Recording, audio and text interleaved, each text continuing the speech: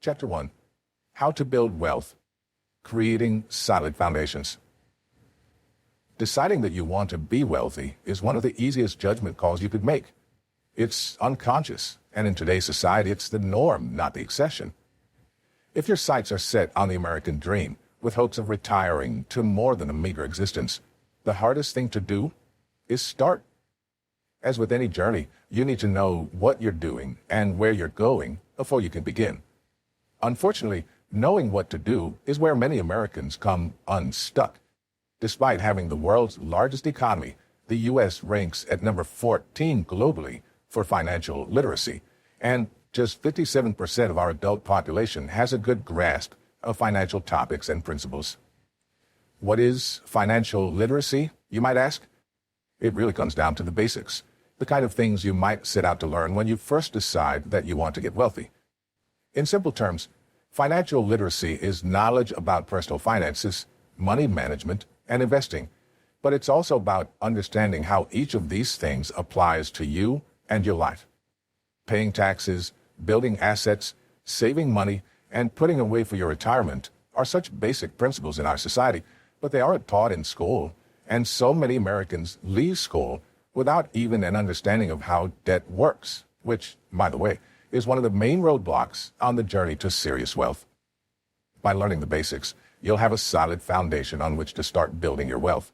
Even with this knowledge, I can't promise you there won't be trips and stumbling blocks along the way. But if you get the fundamentals right, you'll be equipped to handle whatever comes your way. Financial 101.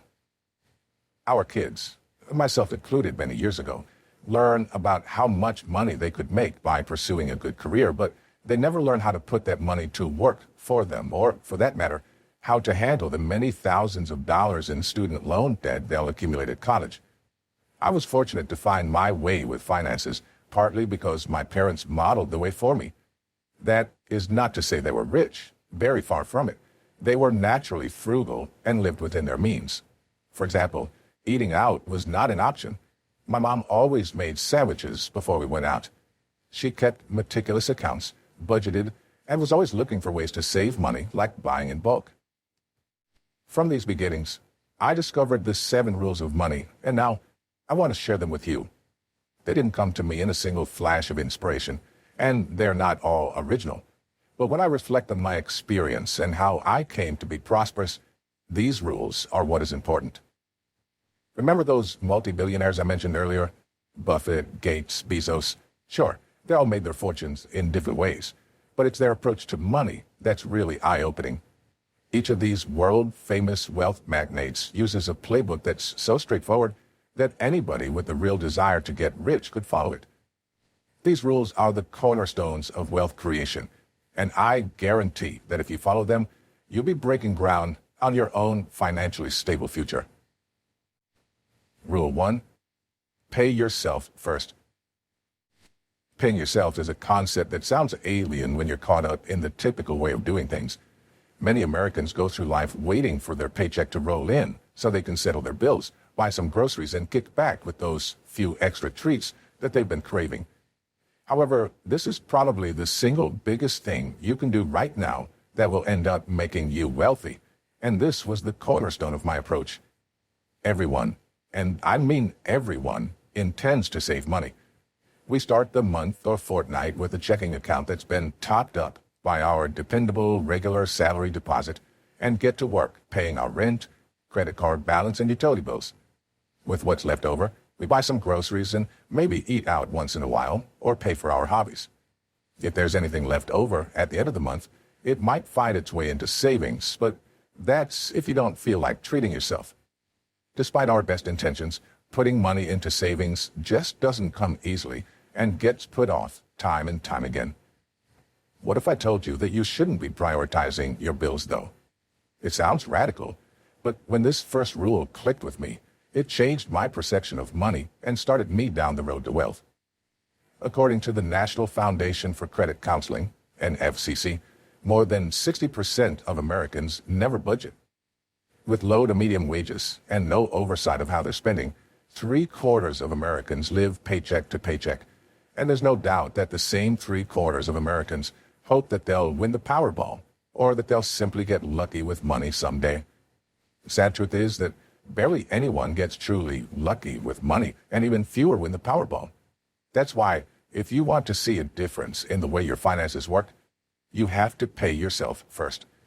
When your paycheck rolls around, don't start reading your mortgage balance or making a shopping list until you've put some of that money away, whether into your company 401k policy, a Roth IRA, or just a savings account. You've earned it, so why default to paying others before you see any of the benefits yourself? If the first payment you make is to your own savings account, you're setting yourself up to start building a base of wealth from the word go. It means that you'll put money away for the future, regardless of how much is left over at the end of the month. But perhaps more importantly, it changes the way you look at the money you earn. Paying yourself first is a commitment to prioritizing your own finances and making a real difference to the way that you make, spend, and save money. It might be the case that you start looking more critically at where your money is going and can be a real catalyst for making changes to your living arrangements, spending habits, and lifestyle. As a bonus, compared to other purchases you might make, paying yourself doesn't involve losing any money. It's all still yours, ready and waiting for a time when you can use it for something you will really value. If I were a gambling man, though, and I'm not, in cards and casino games, the house really does always win.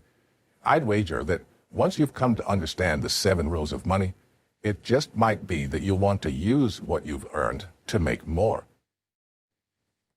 Rule 2. Use debt wisely. Just like many others, I was always taught to be wary of debt. My parents lived by the mantra that if you couldn't afford something yourself, you should save for it and not get it until you could pay out of your own pocket. There have been a few occasions outside of property where I've borrowed money for consumer goods. A shiny motorbike with lots of chrome comes to mind. Usually, it's because of a tempting low-interest offer, but it always leads to subsequent feelings of remorse. Who needs them? One of the issues with debt is the pressure and constraints it puts on you to keep doing what you're doing. Your job, your 9 to 5. The pressure to pay the debt makes you more risk-averse in your life. It's like constructing your own prison of debt, built wall by wall. Avoiding debt is a philosophy that I still live by today, but it's also one that dates back to the Founding Fathers. If you're unsure, you won't find a source with much more authority than Benjamin Franklin, who said that he'd rather go to bed without dinner than to rise in debt, showing that borrowing money has been out of favor with society's most successful members since at least the 1700s. No doubt, you're already thinking the problem is that in today's world, some debt is unavoidable. The cost of living is going up, and when students graduate from college with over $100,000 in student loan debt, paying out of your own pocket suddenly seems a lot less achievable. This is where using debt wisely and sparingly comes into play. And just because you can get something on a finance deal doesn't mean that you should. I use interest-free credit, debt, now as a tool because I know that I have the discipline and funds to pay it off at the end of the interest-free period. One of the most important things to know about borrowing money is that not all debt is equal. Take a college education, for example. If you were asked to justify why you'd borrowed $100,000 to pay for your tuition, you might be able to respond by talking about all the extra opportunities and earning potential you'll benefit from if you can just get that degree. Now, try and do the same thing for a $99,000 Tesla or any other car of your choice. Chances are that you might struggle to get past saying that it looks nice or that it's the car you've always wanted. In any case, a cheaper car would still do all of the same things. It just won't act as a status symbol. There's nothing wrong with borrowing money for worthwhile things, but most of America's nearly $14 trillion of household debt has been spent on cars, holidays, and other things that won't pay off in the future, even if they are enjoyable in the moment. Thankfully, there's a way to determine between good and bad debt, simply by paying attention to 2 important factors. Interest, that is, the money that you pay to a lender on a regular basis for the privilege of using their money, and depreciation. What is the reduction in the value of an asset as time goes on? When you're deciding whether borrowing money or getting into debt is the right thing for you to do, be sure to weigh these factors up to make certain that a loan or credit agreement makes good financial sense. Remember that because of these factors, borrowing to pay for something will cost much more than if you were to pay for it with your own money, as you'll be charged extra for using somebody else's resources. It's how banks make a profit, and it's the system that keeps so many people tied into a constant cycle of buy, repay, repeat. Taking our earlier example of cars in college, focusing on interest and depreciation shows us exactly why debt can be a double-edged sword. With a strong performance at school, you could earn more, get better opportunities, and score more lucrative jobs that will ultimately see you raising your financial profile as the years go on.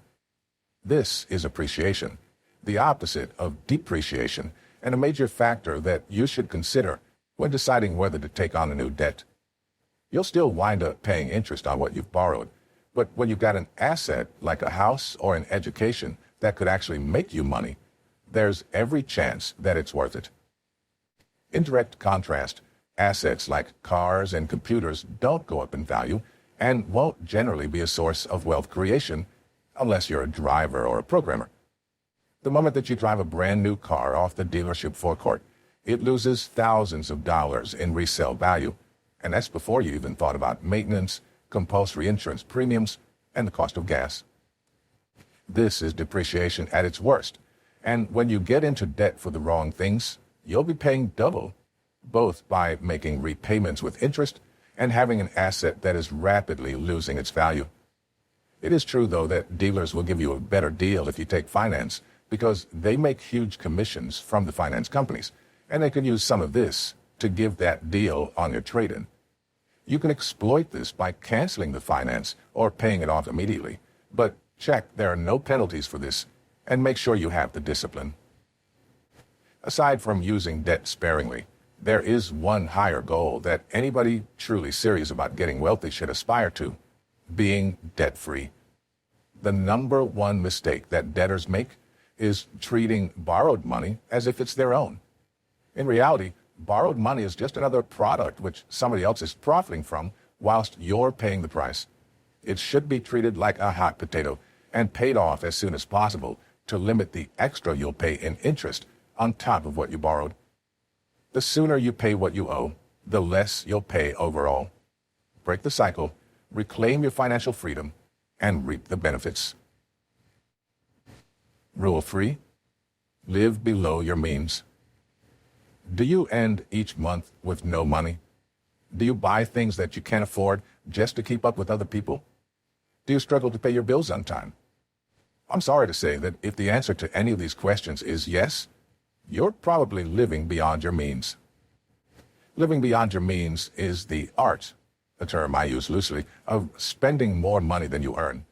It's the very embodiment of what 1930s performer Will Rogers meant when he uttered the famous line, "Too many people spend money they haven't earned to buy things they don't want, to impress people that they don't like." Spending makes us feel good, after all.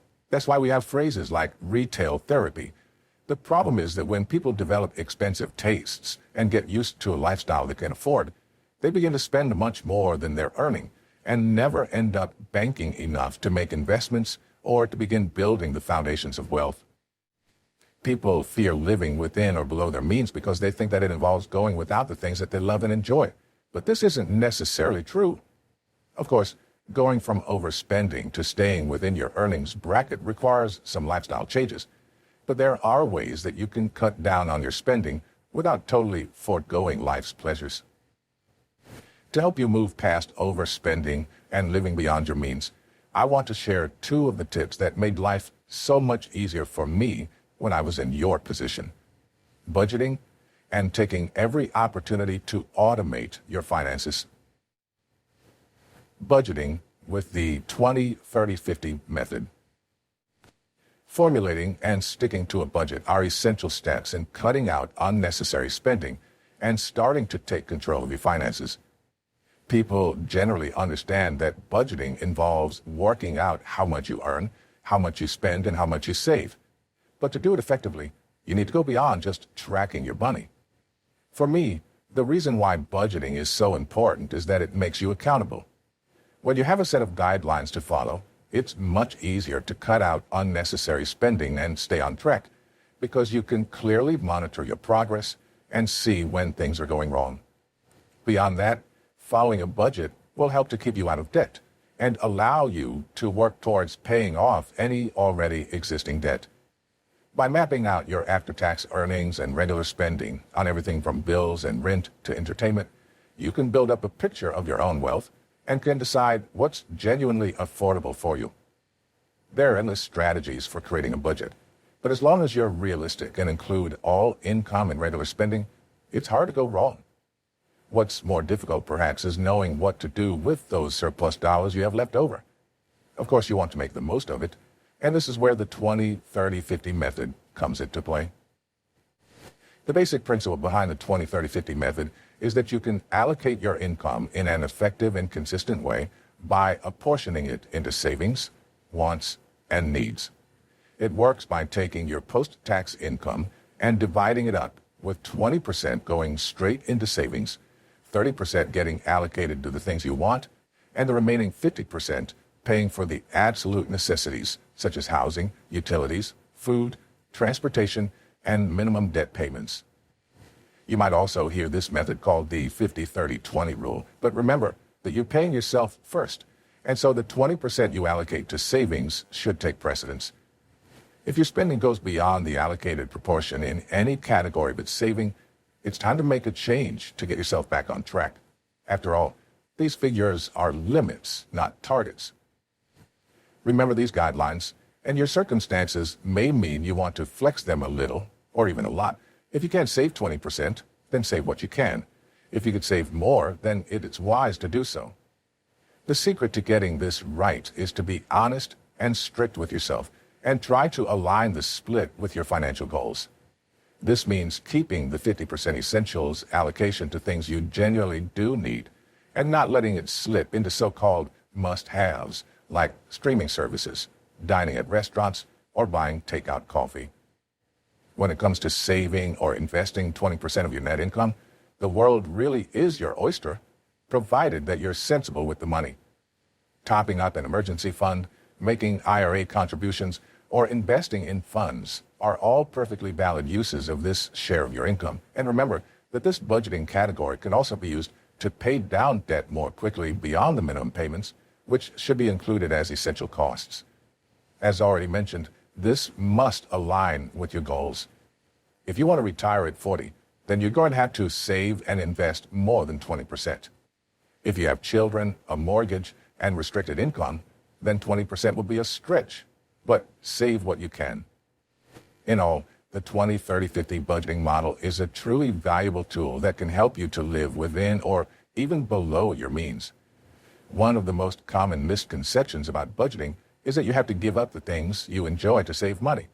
But by using this method, you'll cover the essentials, make an investment in yourself by saving, and still have money left over to go on holiday, eat at great restaurants, and pay for Netflix. Automate everything. Let me guess. Even though you want to get rich, you find dealing with your finances boring? Well, me too. As with any life admin, it's the small and monotonous things that often get forgotten or put off until another day, forever. The problem with this is that these small things facilitate you getting wealthy. You can't make investments without having money in the right account, and you can't save for retirement effectively without setting up an individual retirement account, IRA, or a 401k policy. Enter automation, a digital era trick that will force you to make the best financial decisions without lifting a finger. When you've got an automated system in place to handle your money, you can focus on more important things like earning more or deciding where to invest it. If you do it right, you can expect all of your money to automatically reach the right accounts, your bills to be paid on time every time, your debts to be settled as they fall due, investments to be made on your behalf without using up your valuable time. Sounds good, right? The best part about automating your finances is that it requires minimum effort for making money management so much more convenient. You can get started by signing up for automatic salary deductions into your employer retirement account or 401k, with the remainder of your paycheck being deposited directly into your checking account.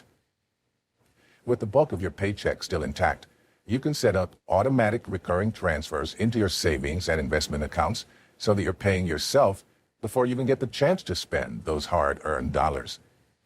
Next up, either sign up for automatic debits or use your credit card for recurring monthly spending. Your phone bill, utilities, gym memberships, these are the things that cost the same every month and need paying on time. Get these paid automatically so you never miss a beat, and then get your balance back to zero. You're using credit wisely, and you're not getting into debt.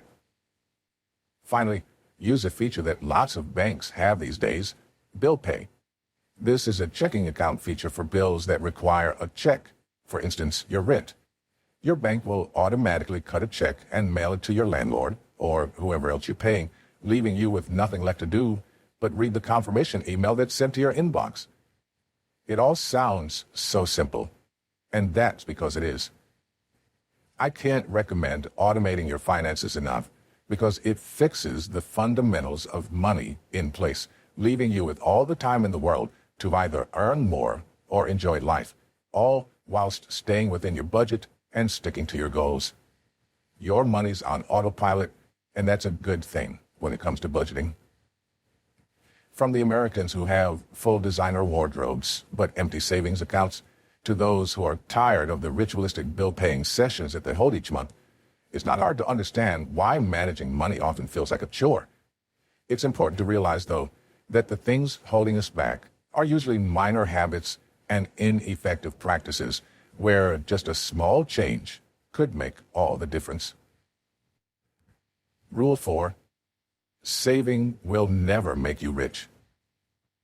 The first stop for most people who want to build wealth is saving, often relentlessly. If that's you, well done. But you should also take a moment to stop and think about whether saving is the most effective use of your money. Spoiler, it's not. The truth is that saving money will never make you rich. Even though keeping your money in a savings account will generate some interest, over the past 10 years, these have hovered around 0.5%. What people often don't account for is inflation. This is the principle that things get more expensive as time goes on, and that's bad news for your savings pot. As time passes, the money that you've so diligently put away for a future date loses its buying power. With the U.S. inflation rate reliably sitting somewhere between 1 to 3% over the course of the last decade, the purchasing power of your savings has actually declined. Just think for a moment about $1,000 back in 1970. Back then, that amount might get you nearly halfway to buying a car. But fast forward to 2020, and you'd need over $6,500 just to buy something of the same worth. That's the danger of inflation, and right now, it's eroding the value of your savings. The bank might seem like the safest place for your money, but if you want it to hold or even exceed its original value, you need to put it to work. This is where investing comes into the equation.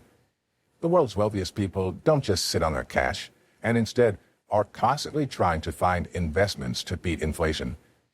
From businesses and properties to stocks and shares, what you invest in matters less than the fact that your money is out in the market, where there's every chance it can make you those extra dollars.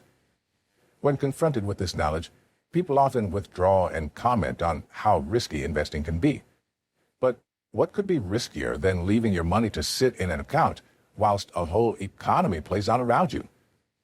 With the right knowledge and strategy, investing is the centerpiece of wealth creation, and saving just can't compete. Rule 5. Keep money aside for emergencies.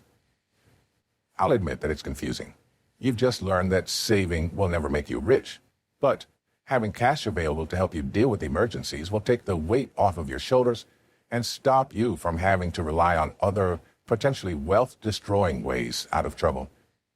Shockingly, around half of Americans had exhausted their savings by the end of April 2020, just weeks into the COVID-19 pandemic. Illustrating just how few people save for an emergency, These statistics are a financial planner's nightmare, and they should be yours too. The indisputable fact is that if you're neither saving nor investing, somewhere money's getting wasted, and that leaves the door wide open to crisis situations that you just won't be able to cope with. When you're coming up with a financial strategy, planning for the good times isn't helpful. Ask yourself what you'd do if you had to take 6 months off from work. There's no right answer to questions like that, but if you want to be as comfortable as possible whilst riding out a storm, you need to have some liquid assets on hand to tide you over. This means that building up an emergency fund is vital, and you can start by setting a savings goal that would cover 3 to 6 months worth of essential costs should the worst come to the worst. An emergency savings fund is a tool to handle uncertainty, and having one will make life a damn sight more comfortable as you continue on your journey to wealth. Rule 6. Knowledge is power. Money. This is a simple rule, but an important one nonetheless. In finance, just like with many other things, there's a direct correlation between how much you know and how well you perform. That isn't to say that you need to be super smart to get wealthy. I'm certainly not. But you do need to get informed. Just as with previous rules, we can take our lead here from moguls like Warren Buffett or Bill Gates, billionaires who are known for their commitment to learning and to whom education is viewed as an investment in itself. The more you learn, the more you earn. It's a simple model to live by, and one that you can start at any time just by surfing the internet and reading the cornucopia of guides and tutorials that are available for free. Self-development books of all kinds can also be helpful, but even just reading the news and getting well acquainted with market trends will leave you in a better position to make informed financial decisions. There's no escaping from the fact that lots of financial strategies take time to implement, but you'll be pleased to know that just by reading this book, you're increasing your knowledge and, by extension, your earning potential. Rule 7. Eliminate your bad money habits. Even with a solid, automated budget in place, it's impossible to escape from the fact that you'll be working with limited resources. Despite best intentions, it's all too easy to handle your money badly by developing habits that are really a form of self-sabotage. You'll probably have heard the phrase, work smart, not hard. And by eliminating your worst financial habits, you'll be doing exactly that. If you're serious about making a real difference to your life and becoming wealthy, removing these toxic traits will help you reach your goals, and then some. Stop keeping up with friends who have expensive tastes. This is perhaps the hardest one to learn because we all want to endear ourselves to our friends, and nobody feels good about ducking out of that expensive drinks party or celebratory dinner. What most people don't realize, though, is that it's okay to be authentic with friends who have bigger budgets than you. If something's too expensive or would cripple your budget, say so. And they should understand that you're working towards your financial goals rather than just blowing off plans. The quickest way to burn through a budget and a pocket is to live like you're rich when you aren't. When you're tempted to buy that new phone, car, dress, holiday, or whatever else, just take a moment to reflect on reality. Many of the amazing, luxurious lifestyles that you see on social media are an illusion, and getting sucked in won't help you to get wealthy. It'll just leave you in debt. Don't pay too much in taxes. Nothing's certain in life except death and taxes. Another Franklin quote I know, but one that rings true whether you're born with a silver spoon in your mouth or strive to climb up the money ladder later in life. You won't be surprised to hear that the average earning American pays over $350,000 in taxes over their lifetime. So it makes sense that you'd want to minimize that liability. The problem is, many tax loopholes and clever structuring schemes are reserved for the ultra-rich. Fortunately, one of the best ways to reduce your tax liability has been staring you in the face all this time: your employer retirement plan, or 401k. These accounts provide a way to directly reduce your taxable income, and the same is true of a health savings account, HSA, IRA, or Roth IRA. All of these investment accounts will shelter your income from taxes, So there's simply no excuse for paying more when you can instead put the money aside for your future. Don't wait until you have more money to invest. A lot of the strategies, tips, and tricks that we'll go on to cover relate to investing. But before you can start strategizing on the best ways of making your money work, you need to understand why investing is so important. If you aren't already putting some of your income towards investing, then you need to start now. The reason for this is compound interest, which works best over a longer period of time. This is the money that you earn for reinvesting the interest generated by your original investment. Working as a cash builder, the longer you leave your interest to do its thing, the more money you'll earn. It's easy to think that you'll start investing when you have more money, but why wait? The longer you postpone investing, the less impact it has, and as I've said before, the sooner you start, the sooner you'll arrive. Stop making impulse purchases. Impulse purchases are the downfall of a well-planned budget, yet they're a trap that many people fall into. Impulse buying is all about emotion, which is exactly what marketers and retailers play on when trying to convince you to make a purchase. Impulse shoppers will see a sale or an offer and know that they must get the item without a second thought. To hell with the budget. It used to be that when you hit zero on your checking account, you had to stop spending. With credit, you can keep going right the way to debt and beyond, as far as bankruptcy. The key to breaking this cycle: stop that impulse buying. Stop spending money on things that you don't need and can't afford, and then pay off what you owe. If you see an item on sale or want to buy the latest phone as soon as it's released, wait. I'd guess that for 9 out of 10 possible purchases, you'll feel differently about it after a few days or even just hours. Consumerism doesn't have to be a race, and treating it as such is one of the quickest routes to financial ruin. Wanting to get rich may be the default, but few people take action to make it a reality.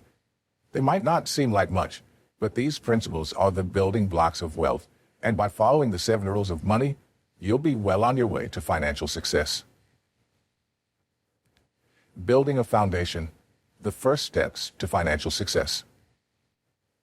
Anybody setting out to accumulate significant wealth will undoubtedly wish to become extremely proficient within the financial world. Trading on the stock market, investing in property, and making real money are just within touching distance. To make it, though, you need a solid foundation, a basis on which to build your wealth. To that end, follow these steps to begin strengthening your own position. Step 1. Follow the 20-30-50 method. Divide your own income by what you absolutely need to spend, 50%, what you want, 30%, and what you can therefore afford to save or invest, 20%. With this framework in place, your subconscious will get to work on molding your habits. It may take some lifestyle changes, but there can be no getting away from the effectiveness of this method. Step 2. Set up automation so that your money manages itself. Whether it's direct contributions into your 401k or money that's automatically remitted to your landlord, make it easy for yourself. It will be so much easier to dedicate yourself to the harder things that actually make you money when the small, everyday tasks are handled without any effort whatsoever. Step 3. Understand your own debt. Conduct an audit of your own financial position to understand where your strengths and weaknesses lie. Debt is the #1 factor that prevents people from becoming wealthy, and understanding what you owe is the only way to start paying it off effectively. Do not let debt be your downfall. Step 4. Start an emergency savings fund right now. You never know when you'll need to rely on this money, and having it there will give you the financial security to know you can survive, come what may. Failing to save for an emergency can lead to a spiral of bad debt as you borrow to overcome life's various hardships. Stop that cycle and set up a separate emergency fund account.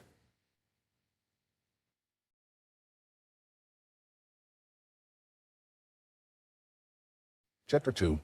Discover the millionaire attitude to risk. One of the least understood things about the wealthy and meta-wealthy is their attitude to risk. They have a fundamentally different approach to the majority of the people. Most people are averse to losses more than they're attracted to gains. However, to become wealthy, you need to have a more balanced approach. It doesn't matter whether you want to be an entrepreneur or investor. You have to start putting money to work. Once you get to know the 7 rules of money, as you've just done, it can be tempting to jump right into investing in the hope of making a head start on your path to wealth. You probably want to know where the biggest and best returns are, but to do this profitably, you need to understand risk. The idea of investing is to take carefully weighed risks and not treat it like a game of chance. This is the millionaire attitude to risk, and with it, you'll have a much healthier and happier relationship with money.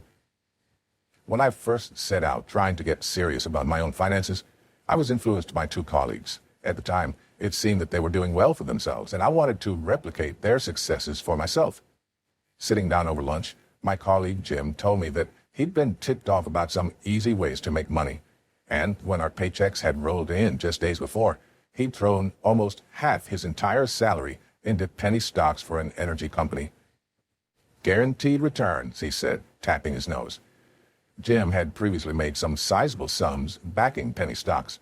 That same night, I started researching stock prices and company investments with dollar signs in my eyes. The next day, I was driving out to visit a client with another colleague, Brian.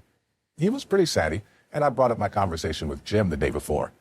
Just at the mention of investments and the stock market, Brian tutted, "Everyone's a loser in stocks. They just sucker you in until the market crashes," he retorted, dismissing investing with not so much as a second thought. Waxing lyrical about his own wealth, Brian told me that I should put all my money into housing and property. The different approaches between my 2 colleagues couldn't have been more obvious, but the result was pretty much the same. Not 6 months later, Jim was back to square one. He reinvested all his profits, putting thousands of dollars into this stock, salivating at the thought of the massive returns promised by his Wolf of Wall Street type broker. As the stock price plummeted, he lost nearly all. What about Brian? Well, the year was 1989, and property prices in our area plunged 30%, leaving Brian with massive negative equity, over-leveraged, with interest rates rising to 15% and no way out, as no one was buying. His approach was perhaps equally as risky. What this little episode taught me was that if I wanted to make money, I had to take some risks by investing what I had, but I had to do it sensibly and not be lured in by the unsubstantiated promise of massive returns. Finding a healthy medium between just saving and madly investing is known as a risk appetite, and finding yours will help you to start getting smart with your wealth. Generally speaking, the younger you are, the more risks you should be prepared to take, because you have time to make up any losses. While most of you will have a level of risk you feel comfortable with, some of you should push yourselves a bit, and some of you should dial it back a bit. Good debt versus bad debt. Before we can get started on investing, we need to take a pause and understand the difference between good debt and bad debt. Why are we discussing debt in a passage about investing? It's simple, really. Whilst there's a narrow range of circumstances in which debt can be carefully used to improve your financial situation, most forms of debt have the opposite effect and could leave you in deep trouble. Good debt can be an asset generator, whilst bad debt can ruin even the most impressive of portfolios. Firstly, I should preface this by saying that no debt is truly good debt. If you can avoid borrowing money, then do it. But if you really must borrow money, you have to go about it sensibly and with the strategy firmly in place. Debt isn't necessarily harmful if it's used sensibly to purchase things that bring you value, but it's all too easy to slip into frivolous spending and the kind of debt that leaves you in a financial hole. You'll remember that we've already given this topic some thought, but if you're struggling, I'd encourage you to reacquaint yourself with the second rule of money: use debt wisely. When you're deciding if a debt is worthwhile, it's essential to look at a few factors, including the real cost of the debt, counting both the interest accruing against it and any depreciation wiping out the value of the asset, along with the benefits that you'll get from buying an asset with borrowed money. Typical examples of good debt are things that will ultimately pay off by helping you to build more wealth: a solid education, starting up a small business, or investing in property to rent out. In contrast, bad debt might leave you with a very short-term benefit, but won't actually be of any financial use whatsoever in the long run. These are purchases like cars, clothes, and any consumer goods paid for with a credit card. Bad debt covers anything that could be counted as a depreciating asset. In other words, something that doesn't increase in value or generate any income. In a way, making decisions about whether debt is worthwhile gives good practice for developing and exercising a risk appetite of your own. There will always be things that don't fall into either camp, but often looking at debts through the prism of depreciation will help you to make that margin call. If you can make sensible decisions about good debt and avoid bad debt, you'll be in a much better financial position. Buying a house, an investment, or an inconvenience. One of these margin calls is the purchase of a house. Buying your first home is a rite of passage. Our society places so much importance on getting onto the housing ladder, and, more often than not, doing so involves getting a mortgage. What I, like many others, didn't quite appreciate was just how much of a financial commitment getting a property is. Everybody knows that you're effectively going several $100,000s into debt, but a property isn't just seen as another liability, and that means we have to examine this in more detail. Even the most risk-friendly millionaires and billionaires recognize that everybody needs to live somewhere. Before it's an investment or an asset, a house is a shelter and a basic necessity that you need to satisfy. Couch surfing is hardly a good footing for building your wealth, but equally, a mortgage-ridden home is not an asset but a liability. Unfortunately, I was bitten early by housing. As a young married, I bought my first house in 1989, and like Brian, was caught out by the crash. As an investment, it was a disaster brought on by rushing in before prices got more out of reach. They were rising at double-digit rates and only ever seemed to go up. Yet, it was also a place to live and was far from excessive for our needs. So while my house proceeded to lose 30% of its value, my stock investments were soaring, although these went to pay back the money we borrowed for the deposit. This decision to rush into buying a house probably delayed my ability to retire by 3 years. However, in the long term, although the price of that house never fully recovered, I stayed in the housing market buying a larger property just before prices recovered strongly.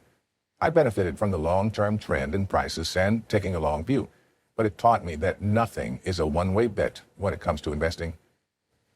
Whether a house is a good investment or not pretty much comes down to how you define assets and liabilities. The truth is that there's often a very thin line between these two, but in general terms, it can be said that a liability costs you money whilst an asset makes it. With this in mind, it's easy to see how a property could fall on either side of the division. It's fairly clear that buying a house can be a costly endeavor. Alternatively, if you play it right, it could also help you to earn money as a rental property. When you think about property as a binary between an asset and a liability, what you'll see is that you have two possibilities when buying a house. Purchasing a property as your own residence is unlikely to generate wealth for you on an ongoing basis, but is instead sucking up your income in mortgage repayments, maintenance costs, insurance premiums, and property taxes. The alternative, of course, is to buy a rental property. Remember that you'll still need a place to live yourself, but if you already have a residence, and provided that the rent covers all of those outgoing costs that we mentioned above, you could be creating a positive income stream that feeds money directly into your own back pocket. None of this is to say that you shouldn't buy your own home. It might even be the case that you can rent out rooms in your own residence as a way of turning your home into an active asset. However, getting 2 extra rooms that you don't need and just filling them with junk is probably seriously damaging your wealth. Of course, given the right opportunity, you should step away from paying rent for the temporary right to live somewhere, but it's a common misconception, or rather a slightly twisted truth, that property is the number one asset to aspire to. Obviously, real estate agents want you to buy. It's where their commission comes from, after all. But their endorsement of a property shouldn't be all the convincing you need to part with your money. With the National Association of Realtors indicating that the median house price sits at over $270,000 in 2020, and several times that in certain states and cities. It's vital that you work out what the real costs of a property will be and factor in all of those additional future spends, such as taxes, maintenance, insurance, and of course, your mortgage repayments. This is where another two of our rules comes into play: using debt wisely and living below your means. Just because you can purchase a property doesn't mean that you should. And certainly I would advise anyone to purchase a house without first sitting down and doing the math for themselves. It almost goes without saying that you shouldn't break your budget to buy a home, but it's surprising just how many wannabe homeowners crumble when they smell the cookies baking at an open house. Only by crunching the numbers and reviewing your budget can you decide if you can realistically afford a property. And even then, you should only go ahead and put an offer in if it doesn't conflict with you living below or, at the very least, within your means. Depending on what you're buying, there are lots of tips and tricks you can deploy too, some of which could drive down the cost of getting onto the property ladder. My favorite example of this factors into using debt wisely and goes to show that you don't just have to take borrowing as it comes, but can instead turn it into a tool for furthering your own wealth. One of the smartest ways to get the best mortgage rate is to get pre-qualified with some of the major lenders early on. You can even do this online, and you'll get an idea of what your rate will be simply by inputting your details as you would when searching for insurance quotes. Armed with your pre-qualified quotes, you can then start playing off other mortgage lenders against each other, asking for better rates in a race to the bottom. If you do things the right way, even your personal residence won't necessarily become a cash sink, provided that you follow the cash flow and make sure that your property liabilities aren't too heavily outweighing your assets. I can't deny that property is an asset, but the mainstream approach to real estate transforms housing into a liability. Why then do the rich so often put their money into property, you ask? It's because they go about it in the right way. Purchasing investment properties and rentals to ensure a constant and reliable flow of income that is hardly taxed and in some cases even covers the mortgage on their own residence. They don't go after property borrowing with exorbitant costs, but they do map out what they can afford and make damn sure that they can come out of the transaction with money in their pocket and without bags of outstanding debt. The best thing about investing in real estate is that it's often pretty low risk, as long as you buy in the best possible locations, those that are up and coming, to ensure that the value of your investment can continue to grow. When it stops working for you, you can sell up and usually make a little extra, unless the housing market crashes, of course. House prices trend upwards, usually at least in line with inflation, but don't let that fool you into buying a liability. Assets are everywhere. At a dinner party a few years ago, the topic turned to finances, something I find myself discussing a lot. I'd just finished up reading an investment guide, and one of my friends was keen to know what I consider to be my biggest and best asset. Without hesitating, I said that my investment portfolio was without a doubt the best asset I had to my name. And he was shocked. In fact, everyone around that table was shocked, dumbfounded by my answer. "But you have such a great house," another of my dining companions retorted, as the others concurred that they each thought of their house as their greatest achievement and asset. This is a position shared by many Americans and people all over the world, but it isn't exactly an accurate way of looking at wealth. People love property because it is so tangible.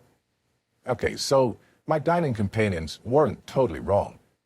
Unless you buy into commercial real estate, a house will pretty much be the biggest purchase you ever make by square foot. That's just it, though. When you buy your personal residence, it's a purchase of a home and not an investment, something that confers physical benefits, like giving you somewhere to live, but isn't a wealth-generating asset. As one of my friends did, you might argue that your home is an asset because when you come to sell up, you'll make some money. But then most people would go and buy another house and begin the cycle again. This is the problem with your main residence. It's an asset that can never really be liquidated, and that makes it, at best, a wealth store, and at worst, a total liability. You can tell a lot about people by the approach they take to assets. It's generally true that rich people buy assets whilst poor people buy liabilities that they think are assets, This is because a lot of people don't really know what an asset is, and why would they? After all, it's not something that's ever really taught. Instead, people are led to believe that their most expensive purchases are assets. Houses, cars, things that they go on to use on a daily basis, but that don't actually leave them financially better off. They think that they're assets because the marketing teams and sales agents want them to. This contrasts fantastically well with the rich person's approach to assets. From property magnates to stock traders, the world's wealthiest look at assets with the singular goal in mind: return on investment, ROI. A key performance metric borrowed from the business world, return on investment compares the loss or gain from an investment versus its cost. The result is an indication of whether an investment is a wealth-generating asset or a wealth-deteriorating drain. Using this measure, you can quite easily determine if something is truly an asset or just a purchase. Looking back to houses, for instance, how much money has your property made for you? If you're living in it, the chances are it's nothing. Your return on investment is $0. And unless you trade down for a smaller property and keep the difference, you may never make a return. Return on investment equals net return on investment divided by cost of investment times 100%. Using return on investment as a yardstick for assets, we start to see the differences between the rich and the rest. Unlike somebody who buys a house just to use it as their personal residence, take the example of a person buying a house with the intention of renting it out. Say that they bought a house in Maine for $250,000, renting it out to a family for $9,600 per year, and spending $2,000 per year on maintenance, taxes, and administrative costs. If we look at a house as a long-term investment, which of course we should, there's obvious potential for a decent ROI. In just over 30 years, the cost of the house will have been covered by the rent left over after running costs, and as without looking at the profit potential brought about by rising rental rates, which we can assume will at least keep pace with inflation. After 40 years, you'll have made $300,000 in rent, outstripping the amount you paid for the property in the first place. Using the return on investment calculation, we see a 21% return on top of cost price over 40 years, which doesn't seem half bad for an asset that hasn't required much input for several decades. However, this doesn't factor in the need for longer-term repairs, shingling the roof, for example, and any costs of completing the original transaction. So, what makes it attractive? It's the thought of the capital gain on the property when you sell. However, you should consider how much of that rise is the effect of inflation. Unless you pick the right up-and-coming neighborhood, then most of your gain could just be compensating you for inflation. Getting the wrong neighborhood could cause a loss in real inflation-adjusted terms. Property is not a short-term investment, and it requires you to have enough capital to at least make a deposit in the first place. However, there are risks, and we should compare the return on this against other asset classes like stocks. The example above is a pretty simple one, but imagine the potential returns of someone who takes an active approach to their property investments. Starting off with a single mortgage property that subsequently gets rented out, they can not only pay off the mortgage with the rent money, but also start leveraging that asset to buy another rental. Once they've built up some equity, they can remortgage their existing property and use what they've earned to put down a deposit on another as the cycle goes on. This is how a portfolio builds up and gathers steam. Just as compound interest builds up wealth over time, so too does an asset portfolio. And the rich make their assets work double time by not only bringing in an income, but by giving them the leverage and credibility to buy more. This sounds like a very credible model, but you should pay close attention. In the example we started with, if you put down $50,000 and borrow $200,000 at 3% to purchase the property, then the interest will cost you $6,000 per year. Your net income from the rental is only $400. What's really working for you here is inflation. Your debt is being eroded by inflation, say between 1% and 3%, but your asset value tends to keep up with it, and so will your rental yields. This is what will eventually turn around your investment. Lastly, You'll also need to deal with the 3 T's of properties: toilets, tenants, and termites, none of which is an appealing prospect, and any one of which can potentially turn your profits to dust.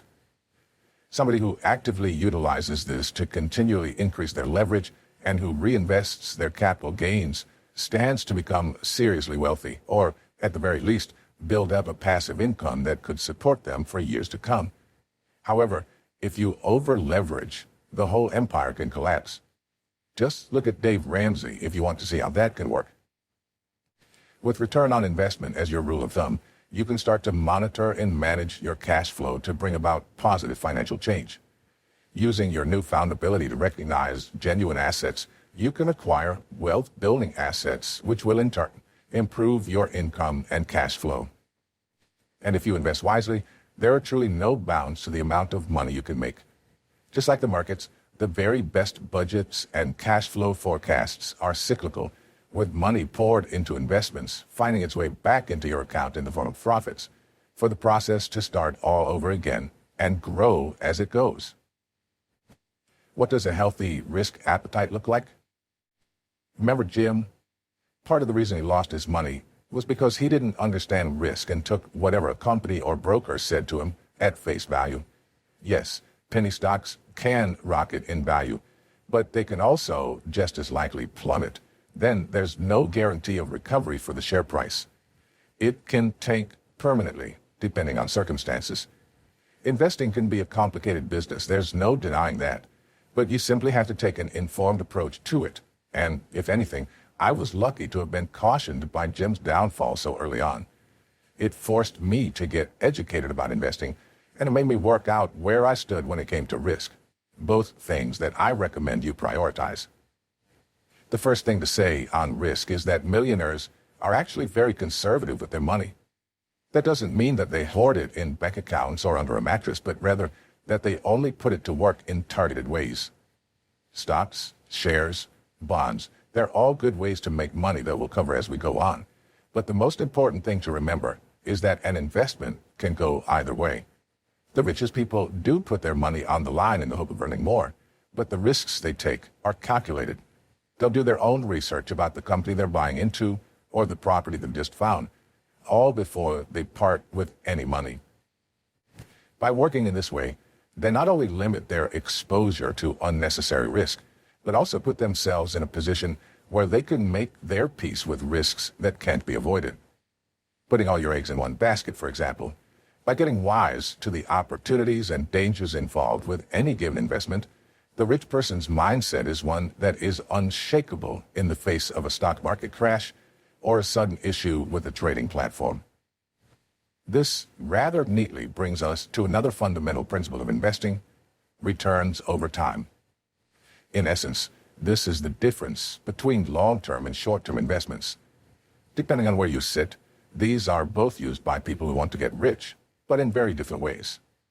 Short-term investments, for example, can involve putting money into an asset for as little as a few hours, but perhaps over several months.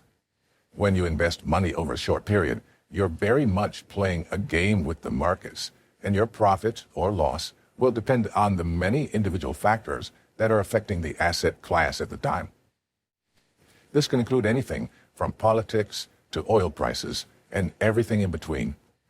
Assets that often fall into the realms of short-term investing include stocks, mutual funds, and some bonds, and it's worth keeping in mind that you're unlikely to make a large return unless you have a sizable amount to put down in the first place.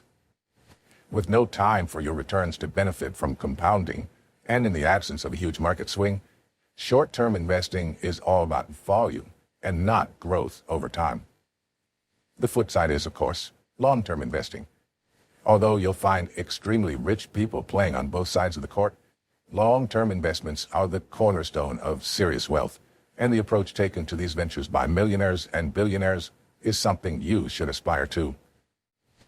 These are assets that typically pay off after holding them for a number of years or even decades, with the longer time period allowing investors to be a little more aggressive, safe in the knowledge that their holdings have the time and space to recover from any short-term market shocks.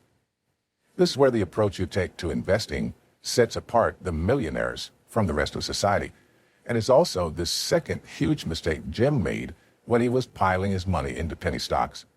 You see, when his energy stocks bottomed out, Jim panicked and immediately started to sell his entire holding. In other words, he cut his losses and ran. Penny stocks are notoriously volatile, and what makes his story all the more unfortunate is that he didn't stick around to see if those same shares would bounce back with oil prices and go on to recover what would have otherwise been a significant loss. If he'd strategized to buy and hold the stocks based on sound fundamentals rather than speculating, he would very possibly have made the riches he was seeking and then some. The lesson to be learned here is that when you're investing for the long term, you mustn't panic at the first sign of trouble. When you've taken an informed approach to investing, running when your holdings dip by $100, $1,000, or even $1 million simply won't help. What's important is to watch the factors that are causing these movements and to make informed and intelligent decisions based on what is often common sense. It's because in most cases, the markets are cyclical and recover from drops, even if they take some time to do so. If you pull out when the prices are low, you'll never recover the money you originally invested. Provided that there is no fundamental issue that's causing a particular stock to drop, it might be that you can sit tight, enjoy the ride, and watch the value of your portfolio rise over time.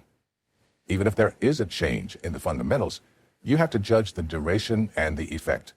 However, if there's new information that alters the balance of your decision, that's the time to sell.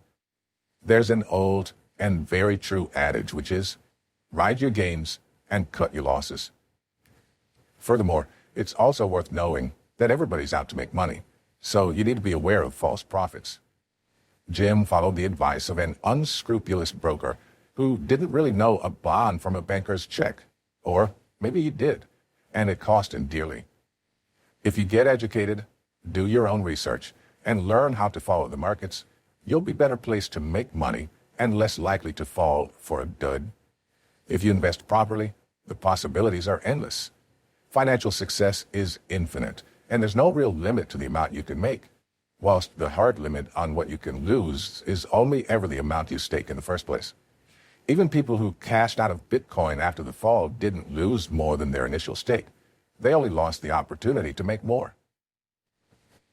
Investing, whether in property or shares, is risky. Of course it is.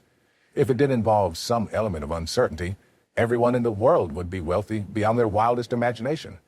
But in reality, there are consequences and complexities to account for. I want to make it clear that investing money isn't the same as gambling if you do it properly. But you should also know that there's not much to separate an uninformed investment from a spin on the casino wheel. What makes the difference is education, strategy, and a whole lot of resolve. If you can hold your nerves with the markets, you stand to make a lot of money. Just don't expect it to come all at once. The diversification strategy. Sometimes a big enough potential return on investment is all that's needed to convince someone to purchase an asset. For investors with the greatest risk appetites, it might not even matter if there's a chance they'll lose it all. The potential returns are simply too good to pass up. This is a very aggressive strategy, but it's one that a surprising number of people adopt. It's not all that different to people who put sizable bets on sports teams every weekend, knowing how unlikely their bet is to come in, but nonetheless being lured in by the promise of a $10,000 windfall. If that describes you, I wish you the best of luck. If not, diversification might just be the risk management strategy you need to help you on your way. Diversification is a way of limiting your exposure to risk by making certain that your portfolio of assets contains a good mix of investments that aren't all at the mercy of the same factors. Got shares in an energy company? Mitigate the risks of an energy price crash by investing in real estate. But government bonds? Guard yourself against the risk of a policy change by investing in funds with a good track record. No matter how you approach it, diversification will make way for you to earn the highest return for the least risk. It works because each of the assets reacts differently to the same economic event, cushioning the blow taken by any one asset class. I appreciate that it sounds like a hack, and those with the biggest risk appetites might call it a cop-out. But I'll let you in on a secret. Those with the biggest risk appetites usually have enough money to not care about what they lose. Do you? Diversification works because the assets in the portfolio don't correlate with each other. This means that when the value of one falls, the value of another rises. It ultimately lowers the overall risk level because no matter what happens, you'll still see some of your assets performing. It also means that your portfolio is at less risk in the event of a financial crisis because it's highly unlikely that a diversified portfolio will be completely wiped out by any single event. Stocks, for instance, do well when the economy grows. Investors want to make the best returns, and the price gets driven up by bidding. This is what you might hear referred to as a bull market, where investors are bullish because they're optimistic about the future and so more willing to accept the risk of a downturn. In a diversified portfolio, stocks might be paired with bonds and other types of fixed income securities. These are assets that do better when the economy slows down, a deflationary environment, and are purchased by people who are interested in protecting their portfolio in the event of a downturn. In the right circumstances, this diversification could even be achieved by investing in funds where the investments are picked and operated by a fund manager or automatically by the fund itself, negating the need for extensive research and analysis on the part of the investor. On the other side of the coin is a bear market, where investors become more risk-averse in a market with more sellers than buyers.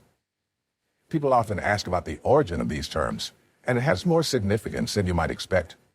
The terms are often thought to relate to the ways in which each animal attacks its opponents. A bull will thrust its horns upwards, whilst a bear will swipe its paws down. These actions correlate to the movements of the market, hence bull and bear.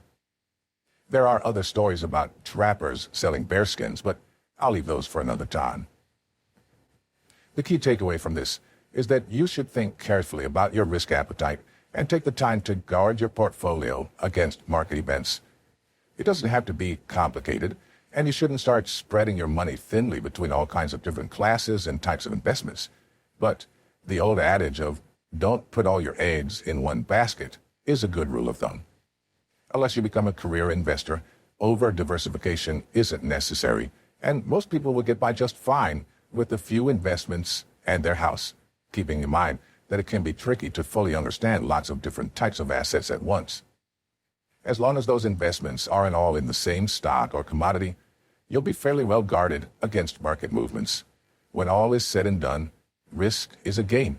If you play blindly and without strategy, it's just as uncertain as roulette.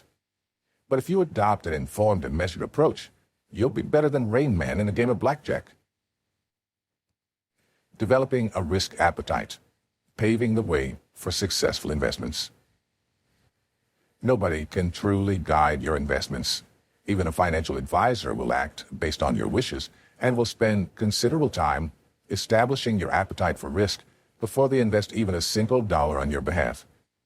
To make the most of your money, you must know where your comfort zone begins and ends. If you're too comfortable, you may make nothing. But if you overextend yourself, your life will be spent worrying, and that's not conducive to success. To find that balance, use the following strategies to identify your own appetite for risk. Step 5. Divide the debts you listed in Step 3 into good debt, liabilities that serve to enhance your wealth over the long term, and bad debt, those liabilities that are the result of frivolous spending or that will not confer any real measurable benefit to you in the future. Before you take out credit in the future, implement the same process to decide whether it's really worth it. It often won't be. Step 6. Try to understand your own risk appetite and understand that it's probably fluid. When you don't have much capital or disposable income, you'll be terrified by losing any money at all. To turn money into more, however, you need risk, or else everybody would be rich. Work out how much you could reasonably afford to lose whilst still having enough to cover several months of bills, rent, or mortgage payments, and essential purchases like food and gas. If you find yourself coming up short, plan to reach an investment figure you're comfortable losing and review this often.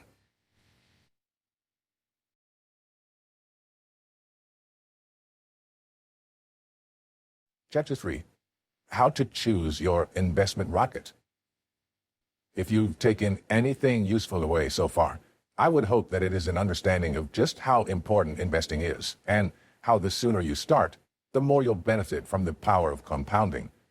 Making the right investments is to building wealth, as laying foundations is to constructing a house. The problem is, the investment market is so vast that it can be difficult to know where to allocate your money and how to generate the best returns.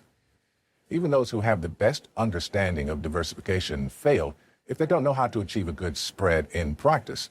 And the first step to investing effectively is to recognize that you have limited resources. You might know the investment market like the back of your hand, but that doesn't mean that you have the capital to experiment in every corner of it. This is where intuition and education make a difference, and most often, quality really is better than quantity when it comes to buying assets. It can be tough to visualize these concepts. I know, because I thought so too. As it happens, investing only started making sense to me when I read a particularly savvy ad for a brokerage. Written up in big Art Deco lettering at the back of a newspaper, a broker that I've long since forgotten the name of posed the question, "What's your investment rocket?" The advert went on to explain that when investing, the asset classes you're buying into are the vehicles, or rockets, that will propel you towards profits and wealth. Complementing this is another analogy, that the money you have to invest is your rocket fuel. You have a limited amount of time and money, and so it means that you must choose your investments wisely to avoid wasting your resources.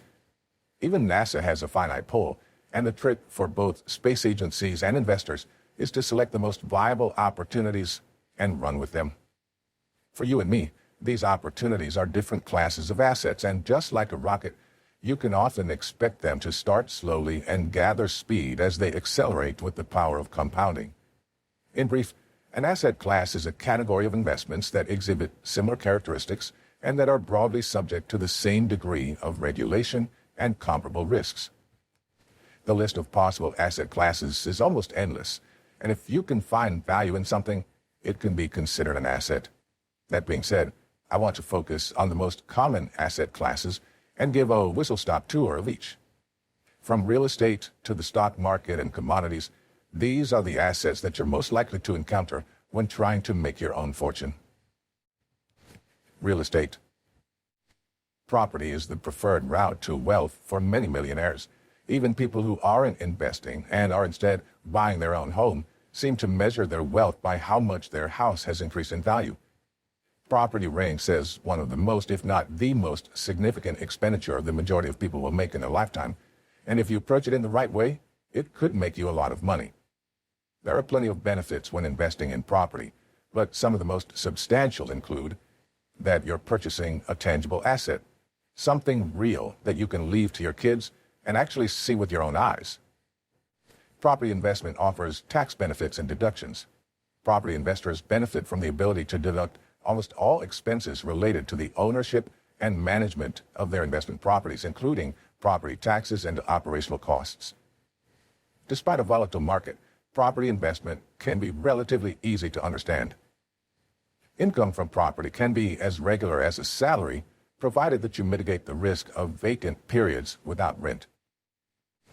It's fair to say that even on this basis, property is a pretty attractive investment prospect. What makes property even more advantageous, however, is the fact that there are multiple routes of entry and exit into the market, and whilst certain assets classes can either be bought, held, or sold, there are a great many ways to generate profits from property. Starting with what some people consider to be the real American dream, house flipping is the practice of trading in real estate. It often involves taking a rundown property and renovating it on a budget before selling it for a profit. Getting started can be as simple as purchasing a property and giving it a lick of paint. But you should be under no illusion that doing this properly takes hard work and a wealth of experience in everything from real estate valuation and marketing to renovation and construction work. One of the first hurdles in property investment is finding the right property. If you are to do it properly, you'll need to view and fully consider multiple properties and choose from perhaps as many as 100 to find the most suitable investment, all before you even start negotiations on price. It also goes without saying that you'll need capital to start trading in property, whether that's money of your own or well-structured and budget-friendly financing. Flipping properties takes time and effort, but it can lead to significant returns within a short time frame, as your profits will be realized once the house has been sold. That's not to say that profit is guaranteed, though. And if you find yourself unable to offload a property, you could be left out of pocket as your renovation works run over budget or as mortgage and maintenance payments stack up. If flipping and trading property as a commodity doesn't interest you, and in fairness, it does involve more effort and a higher level of risk, perhaps the more traditional route of investing in a rental property may better suit your goals. Again, getting started with rental properties requires a significant outlay that can run into hundreds of thousands of dollars and may even require the support of a mortgage provider. The spending doesn't stop when you've purchased the property either, as you'll need to be comfortable with covering essential and structural maintenance, along with shouldering the cost of any periods during which the house is vacant. In return for this, you get a regular income which allows you to leverage your capital to make further investments. Perhaps more attractive is the fact that many of the costs associated with becoming a landlord are tax deductible, with the chance to use losses to offset any tax liability generated by gains elsewhere in your portfolio. It's certainly no walk in the park, and bad tenants can really take the wind out of your sails, saddle you with unpaid rent, bills, and legal costs. But let me tell you, a good relationship with great tenants can make it all worthwhile before the profits even hit your account. If being a landlord sounds attractive, you may also wish to consider two similar but alternative investment routes: short-term rentals and commercial property rentals. These require a similar outlay and set of skills as when purchasing residential properties, but they confer slightly different benefits and can be used to adjust the amount of risk your portfolio is exposed to. Short-term holiday lets, for example, can provide an excellent rate of return, with prices reaching as high as several $100s per night in the peak holiday season. But there's also no guarantee that you'll have occupancy all year round, and will have to compete with other seriously high-quality properties and hotels. Conversely, commercial property, whether industrial, commercial, or professional, generally acquires a more substantial capital injection at the beginning, but you will at least get a steadier ride in terms of tenants who are often long-term and hopefully reliable too. Pros: the income is more predictable than flipping properties. Although you have to find the right property, you only do it once as you buy and hold. Is a good hedge against higher inflation as you hold a solid asset. Generally, rental yields will also fare well. Cons: scaling this method usually relies on a buoyant property market so that you can remortgage at a higher valuation. This is far from guaranteed. Dealing with the 3 T's of property: toilets, tenants, and termites. Getting property managers seriously dents the returns. The housing market may be less volatile than the stock market, but local variations can cause problems, especially in areas experiencing deindustrialization or other economic changes. It's not easy to buy and sell these assets quickly if the need or desire arises. Everyone else is usually doing the same thing at the same time. High transactions and holding costs relative to shares. My experience? Mixed. Eventually, you will get a tenant that burns you. I have friends where it has taken them months to evict bad tenants, where the tenant has died, and all sorts of other unwanted drama. Changes in the law can also adversely impact your business model. Those investors who don't care to experience the trials and tribulations of being a landlord may also wish to involve themselves in either a real estate investment trust, REIT, or a real estate investment group, REIG. Both of these enable investors to get involved in the real estate market without having to engage in the active management of the property. REITs are effectively dividend-paying stocks where the central holding of the trust is commercial real estate. Managed by a corporation or trust using investors' money, REITs can be bought and sold across major exchanges, with dividends paid out to those with a stake in the same way as traditional stocks. REIGs, on the other hand, typically come about where a company buys or develops residential properties and allows investors to purchase a stake with the company, retaining responsibility for the management of the estate, for which it deducts a percentage of the rental income. As with any investment, nobody should purchase real estate without conducting thorough due diligence. But the close relationship with a third-party company managing an REIG necessitates very careful consideration. In any case, property is valuable. From the Rothschilds to McDonald's, even overtly commercial organizations are reliant on their extremely lucrative property holdings. And, as the indelible Mark Twain put it, buy land. They're not making it anymore. Stock market. Property is undoubtedly a staple of wealth generation, but most of us get our first view of the lives of the rich through glamorous Hollywood films about stockbrokers and the like. The stock market is an investment market where traders buy and sell shares, government bonds, and other assets. Companies list their shares on the stock market with the intention to raise revenue, whilst investors buy not only in the hope that their shares will return profits, but also that the value of their holdings will increase. Unless you've been living under a rock, you'll also know that the stock market is deeply entwined with the global economy. From the Wall Street crash of 1929 to the mid-2000s global financial crisis to the COVID crash, the movements of share prices can have a dramatic impact on the rest of the economy and vice versa. If the economy goes into recession, an economic phenomenon loosely defined as 2 successive quarters of decline, stock market prices generally fall as a reflection of the negative economic news. In my investing lifetime, there have already been 5 recessions or major market setbacks in 1987, 1992, 2000, 2008, and 2020. Stocks, comprising shares, funds, bonds, and other tradable assets, are listed on indexes such as the Dow Jones, S&P, FTSE, and the NASDAQ, names you'll hear mentioned in the news cycles on a regular basis. As with most assets, you can invest in the stock market on your own or via a broker. Usually, you'll need to use some form of platform to invest, and nowadays these are accessible online. For the purposes of this guide, I won't discuss the best platforms, as my recommendation could date rather quickly, as with any endorsement of an internet-based service. What you'll need to decide, however, is whether you want to go out on your own or seek the help of a broker. There are pros and cons to both routes, and which is right for you will depend on your confidence and financial savvy. In my opinion, very few brokers are worth their fees. It's also worth noting that many workplace pension plans and 401k policies involve stock market investments, although you won't have much of a hand in this and will simply see any profits made in the years to come. Stocks and shares are the most widely known stock market investments, and whilst the terms are used interchangeably, the official line is that a share is the single smallest denomination of a company's stock. When you buy shares, you're investing in a specific company, and so are buying a proportion of that entity's earnings and assets. How much capital you need to get involved in the share dealing depends on the companies that you want to invest in, with some trading for less than $5 per share, and others, like Apple Inc., regularly trading closer to the $500 mark.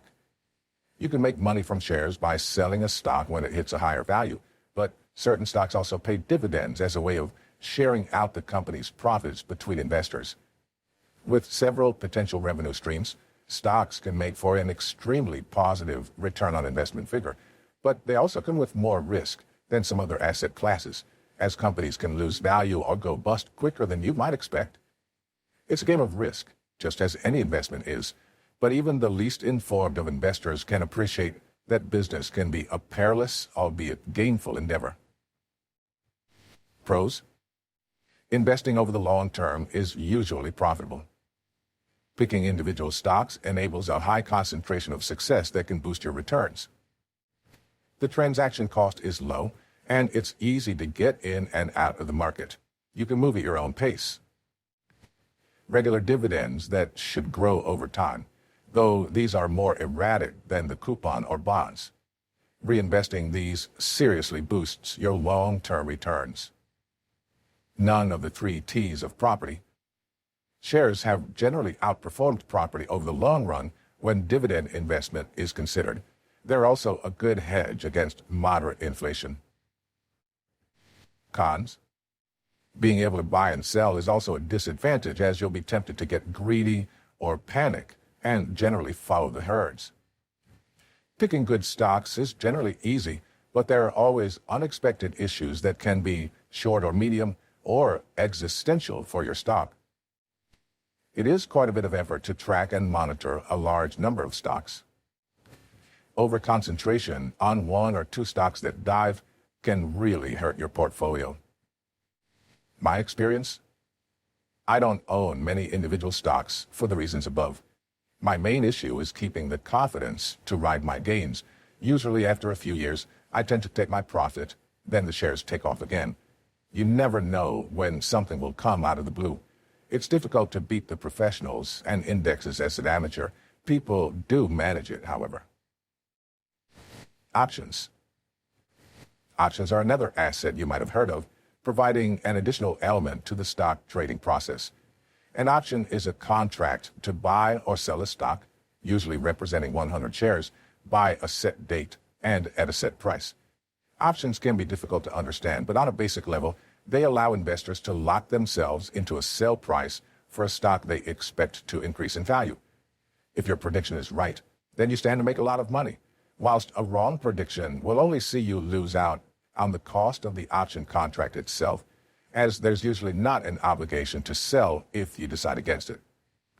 Options are a relatively flexible tool that can limit your exposure to risk when buying or selling shares, but the many decisions involved might place options outside the remit of your Joe Blow investor. Pros.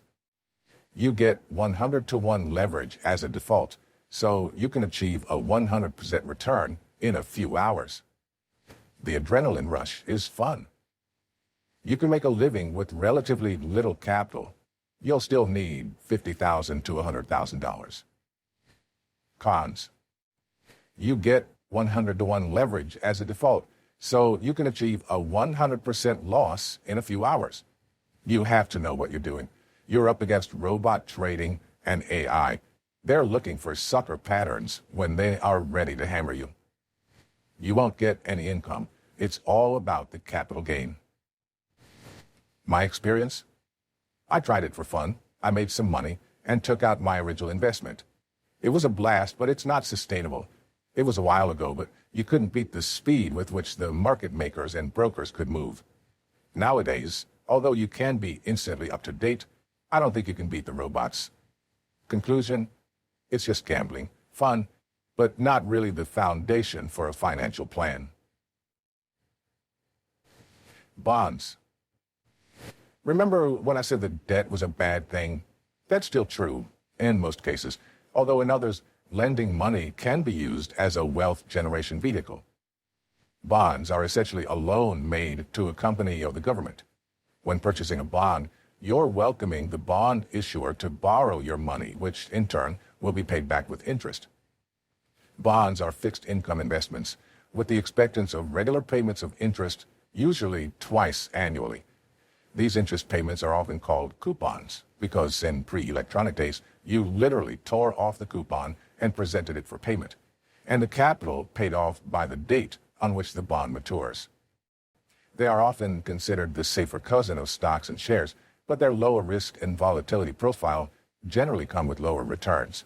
As with any form of lending, the risk is that the borrower could default, but this risk is considered almost non-existent in the case of the U.S. government bonds, which are backed by the full faith and credit of the United States. Whilst states and cities don't quite have the same resources as the federal government, bonds issued to them are also considered low risk, with corporate bonds issued by private companies bringing up the rear with the best returns, accompanying the highest risk of default. In sum, bonds are usually less volatile than stocks, but the trade-off is either a much lower return on investment or a riskier loan that may never be repaid. Pros: less volatile than equity stocks. Generally, your capital is at less risk, but the higher the income, the more likely the bonds will have junk status as opposed to investment grade. Quite a liquid investment, but not as liquid as stocks. Bonds are not traded and quoted on exchanges, but via market makers and brokers. This can break down more readily at moments of market tension. Some bonds have tax advantages. Income from bonds is more stable and likely to be higher than equities. They held to reduce volatility in a portfolio and provide higher levels of income. Cons: be aware that you can buy bonds that are high-yielding that can be bought above their redemption or face value. In this case, you will receive back less than you paid for them. Buying individual bonds is like buying individual stocks when you can get too much concentration of risk. The income or coupon is fixed and will not grow over time. Bonds are very vulnerable to inflation and an upturn in interest rates. They're likely to underperform shares over even modest timescales. My experience: I'm not a big fan of bonds due to their vulnerability to inflation and the fact that the income will not grow over time. Even in retirement, I'm a long-term investor, as my portfolio has to last 30 to 40 years, hopefully, and I need the income to grow. I would only hold bonds via a mutual, tracker, or another fund. Collectivized investments, mutual funds. I realize that all the asset classes I've spoken of so far require an investor to make serious choices about the use of their money. Choosing which investment rocket to fuel is one thing, but having to make a host of difficult decisions within an investment class can be altogether more difficult. If you don't feel ready to pick and choose stocks or bonds on your own, funds offer an effective alternative. Funds can take one of several forms, but the principle is more or less the same across each. You buy into a fund that uses the pooled money provided by investors to generate profits. The most expensive variety of fund you can buy into is known as a mutual fund, but its added cost comes with additional opportunities and value, such as the opportunity for enhanced profit brought about by the involvement of a professional fund manager. Mutual funds range widely in terms of their risk levels, and how much you earn, along with how risky fund investment is, will depend on the approach taken by the fund manager. Investors will generally have to pay an annual fee, known as an expense ratio, in addition to the initial capital outlay required to buy into a mutual fund, but in return, they'll get their share of any profits made and may also choose to sell on their interest at the profit. These funds are usually quoted on exchanges such as the New York Stock Exchange, NYSE, and the decisions investors will have to make include what style of fund they wish to invest in, what type of investments does it make, where in the world does it invest, and whether they ultimately wish to invest in a fund that aims to grow its holdings, generate income, or achieve some other goal. Pros: collectivized funds allow you access to the stock market without having to pick stocks. A professional will take care of that for you. Holding many individual stocks and bonds provides instant diversification of risk, although how far that goes depends on the fund. There is an unbelievable number of funds, from very general global to very specific investment niches, giving you a massive range to pick a portfolio that suits you. Cons: mutual funds are a relatively expensive way to invest. Upfront investment charges, annual fees, and minimum investment amounts all eat into returns. There are other hidden charges in the fees that are paid when the fund transacts, buys and sells the underlying investments. Most brokers, investment houses, and wealth planners will push mutual funds because these generate the highest commissions. Some very strange things can happen to mutualized investments. The company that runs the fund has different interests to the mutual investors. Funds can be gated in adverse circumstances so that it is not possible to buy or sell. There have been several recent examples in the UK for property trust and funds with large unquoted holdings. My experience: I prefer index trackers, usually open-ended, and investment trusts, close-ended. They're generally cheaper and less opaque. My wife had pension investments with Equitable Life, a non-traded mutual fund. Some classes of investors were promised guaranteed returns that came from the fund, this at the expense of other investors, but without their prior knowledge or consent. Index funds and ETFs. In a similar vein, investors who do not wish to trade based on their own analysis of the markets may also choose to buy into an index fund or an exchange-traded fund. For this purpose, we'll treat these as synonymous, although not all ETFs are index trackers. These are also known as tracker funds and don't operate under the stewardship of a professional fund manager, instead passively tracking an index.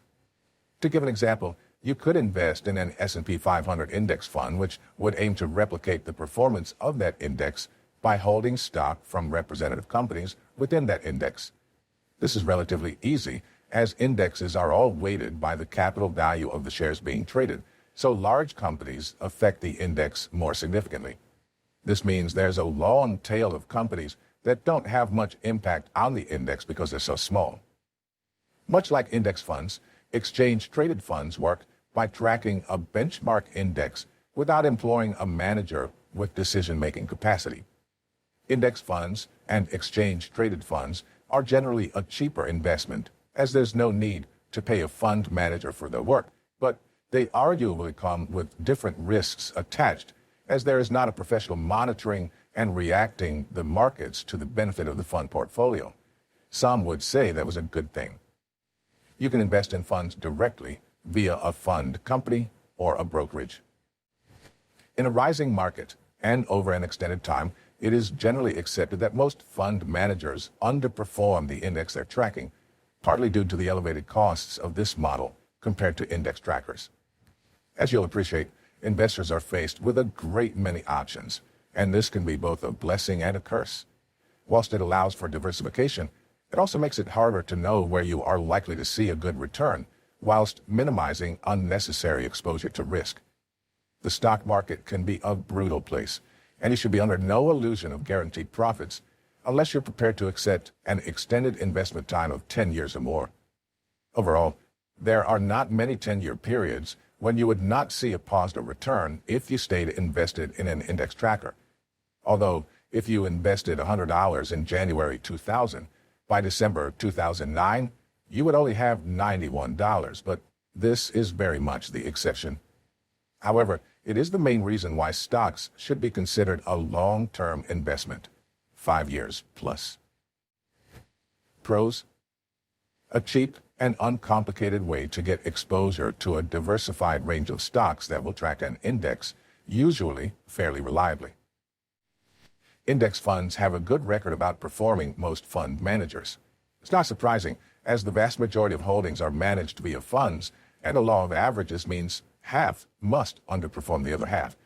Additionally, mutual funds have to account for their fees and charges, which reduces their returns.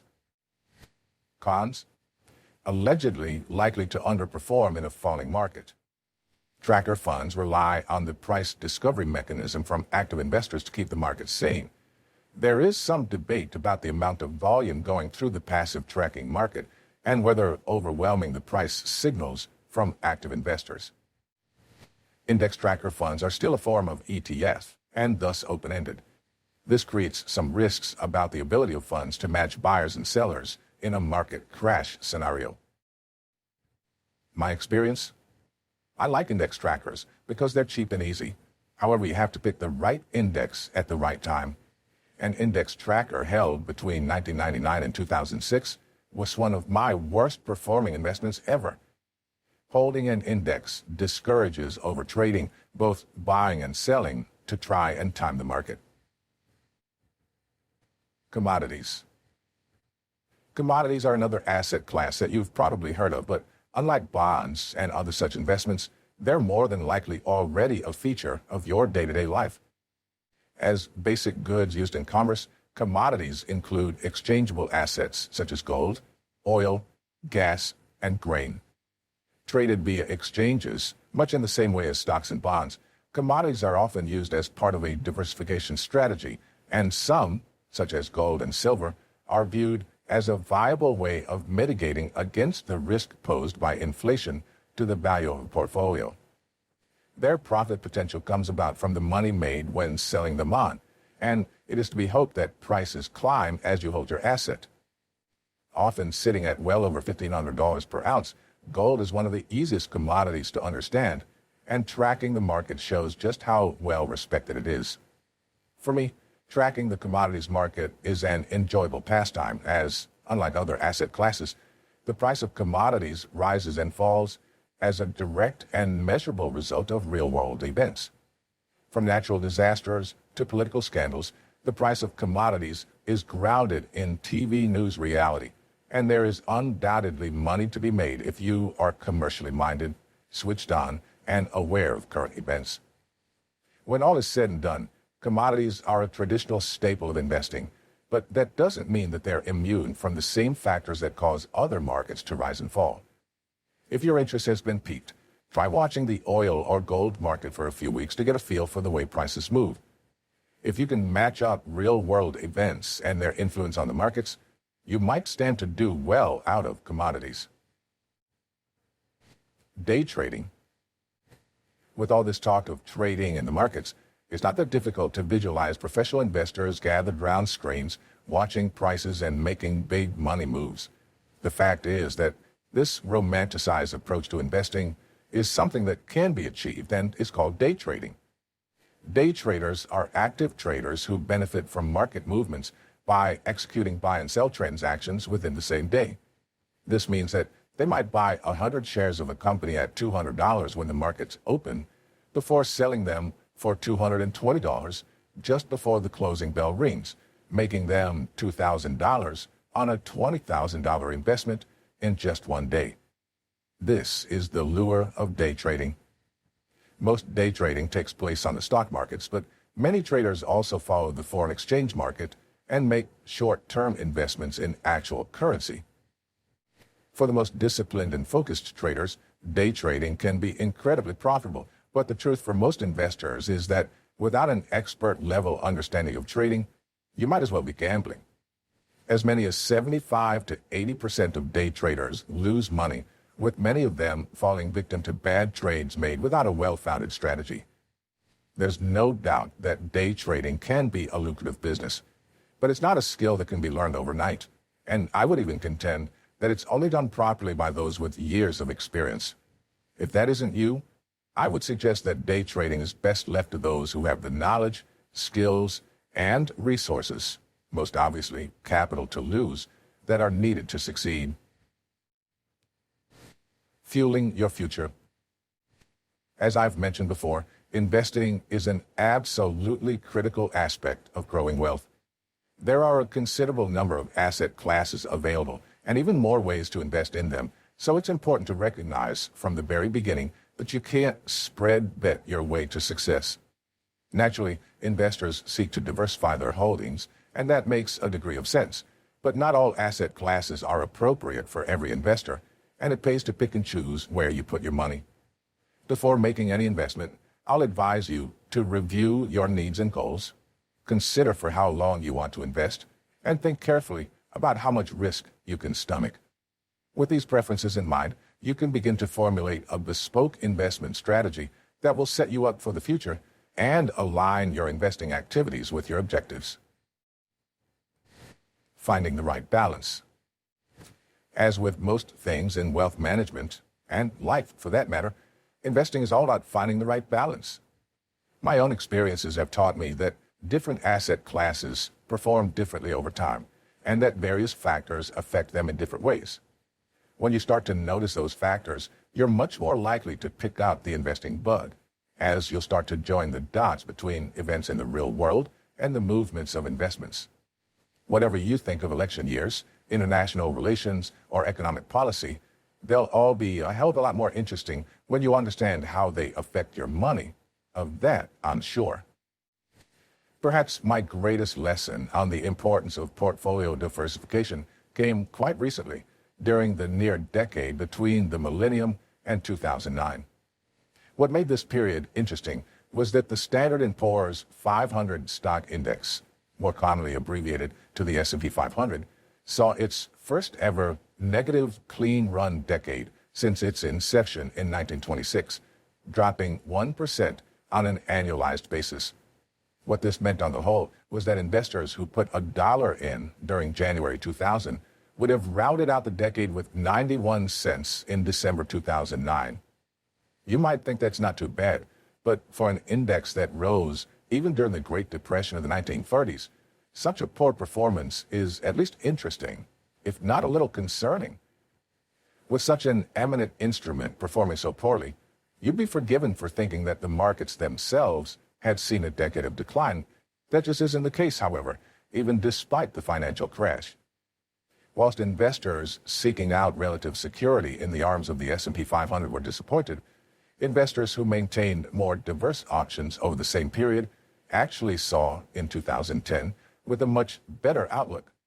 Whereas the S&P 500 saw an annualized drop of 1% over the period, the MSCI Emerging Markets Index, which trades in the stocks of companies from emerging global economies, saw annualized gains of 9.8%, whilst real estate investment trusts saw similar success, with the Dow Jones U.S. Select making annualized gains of 10.6%.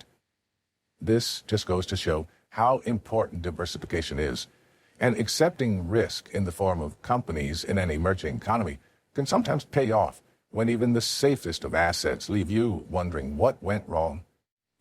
Assets are not a wholly predictable phenomenon, and realizing that they can succeed and fail whilst understanding what could cause either movement could really set you up for success. A vehicle to drive your success, making informed decisions about investments. Investing can be a very personal endeavor. Even those with the most staggering resources have their preferences on investing and never cast their financial net indiscriminately. Choosing your investment rocket is as much about deciding what works for you as it is about looking at potential rates of return and plotting your investment strategy. You need to be comfortable with your choice, and you certainly need to understand what you're putting money into. To that end, do the following to help yourself select investments that suit you. Step 7. Review your goals. Much of what I have to say concerns following your own path, and you need to know whether your investments mesh with your aspirations. If, for example, you have no spare time, property is unlikely to rank highly on your personal list of the most suitable investments. Write down your goals. Consider how long you can invest for and how much. With this information, you'll have a way of shortlisting ways to invest your money more effectively. It should be bespoke, because just as different investment classes are different, so too are investors. Step 8. Before committing cash to an investment, you should do your absolute damnedest to understand what you're buying. You'd do the same with a car, so why not a stock, a bond, or a fund? Investment decisions made without really understanding and knowledge of what's going on are often poorly made and are akin to gambling, in the sense that even if you've made a good move, you wouldn't really know. Before you invest, read as much as you can. Know the rate of return for an average investor over a period of time. Know how long people generally hold these assets for, and perhaps most crucially, know what causes values to rise and fall. Step 9. Diversify. If you've planned a wholly unbalanced investment strategy that only purchases funds in travel companies, what will you do when the prices tank due to a global pandemic? Yes, this is a real example, and you're left with some lousy stocks and airlines that may or may not collapse. Be sure to counterbalance your portfolio with assets that perform differently in various circumstances.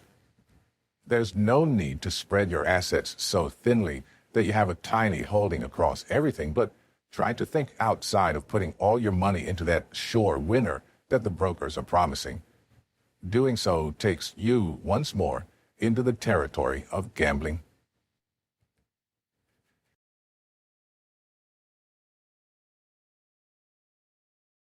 Chapter 4. 5 actions to think yourself rich, develop willpower, and focus your mind. When you set about trying to accumulate wealth, you might search high and low for the bank accounts paying the highest interest rates, meticulously study investment guides, or even commit to learning new skills to enhance your earning potential. These are all admirable goals and will certainly help you on your journey towards financial freedom. But you cannot hope to become truly wealthy without also changing your mindset. I've never met a rich pessimist. Sure, entrepreneurs, traders, and other wealthy people still complain about things, but you'd be hard-pressed to catch them grumbling about their personal finances, even if things take a turn for the worst. Being wealthy is a state of mind. I appreciate that this might sound far-fetched or nonsensical, but it really is true. Think yourself rich is a principle that scores of wealth gurus, from Robert Kiyosaki to Dr. Joseph Murphy, have discussed in the past. Whilst you might contend that everyone would be wealthy if it was that easy, the reality is that manifesting wealth is not as straightforward as it sounds. Changing your mindset is no easy undertaking, and part of the problem is that we are each a product of our past. This means that the way we talk, act, and think are influenced by our experiences to date, and in many cases, these actions and patterns will be so deeply ingrained that it takes serious work over time to make a difference. In the case of wealth, one of the reasons people find it so hard to manifest a healthier financial future is that they get caught up thinking about the wrong things. If your goal is to get rich, it's all too easy to think that you don't have enough money, you can't pay your expensive bills, your job doesn't pay enough. The thing is, these thoughts aren't wrong, but they aren't useful either. These are barriers to wealth. But thinking yourself rich won't work if you just concentrate on your problems whilst hoping for the best. The wealthy mindset is an extension of the law of attraction, and that means that solutions are more important than problems. For the issues outlined above, it's easy to see how acknowledging the problems and developing solutions can quickly start to create change. Instead of thinking about what's wrong, work out what you can do to make more money, how you can lower your bills, what value you can bring to a role that deserves a higher salary.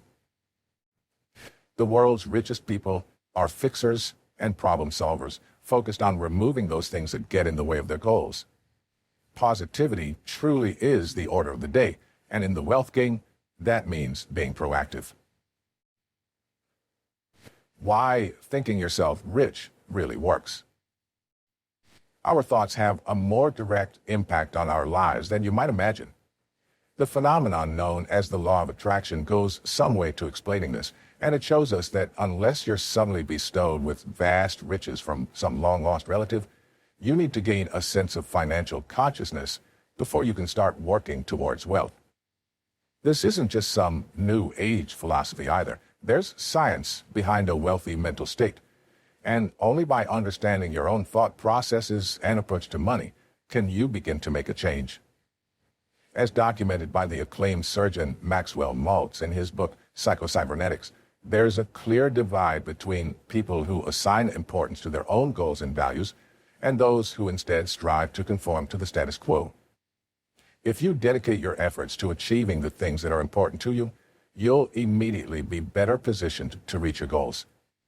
Contrastingly, if you only half-heartedly wish for something and instead dedicate your time and efforts to acquiring the superficial belongings and status that other people expect you to display, you'll always be stuck a few steps behind where you really want to be. People very often criticize the rich for being cutthroat, mercenary, or self-serving, and I should know because I too was guilty of passing this judgment. In some cases, it's not an unfair assessment, but more often it's simply the case that wealthy people are doing all they can to stay true to their own aspirations and not setting out to expend any significant time or effort on pleasing others.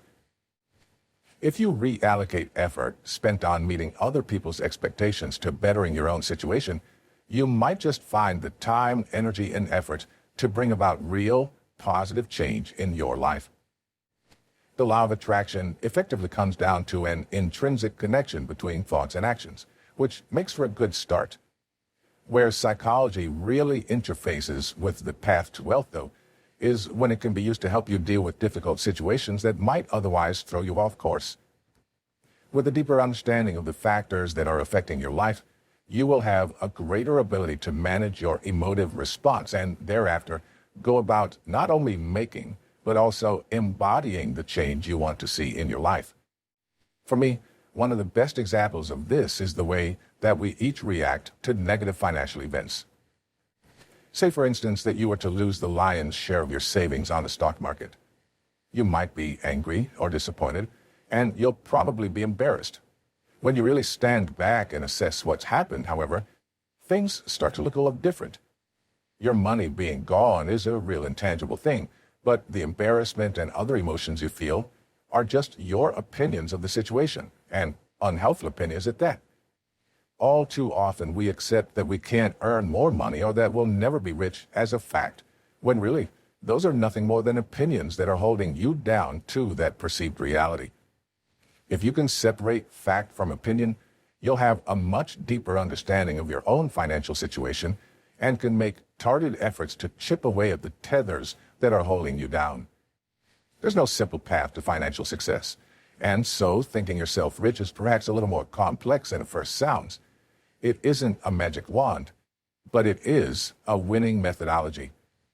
With that in mind, and without subscribing too heavily to any one theory, I strongly believe there are 5 core elements to the wealthy mindset. If the 7 rules of money are the practical steps needed on the road to wealth, then these are the fortitude and energy you need to take those steps. 1. Desire. Striving to do better. You will appreciate by now that I believe serious wealth can only be created through targeted, decisive action. Even on the world's best salary, passively saving money will not lead to great riches, and a more proactive approach is needed if you are to succeed. As in the case with any goal, the starting point for thinking yourself rich is the desire to be rich. Everybody wants to live a good life, and except in a few select cases, nobody wants to have to live below their means. The problem here is that living beyond what you can afford most often leads to a downward spiral of financial failure. And so the solution is to expand your means such that you can afford a good life without running out excessive debts.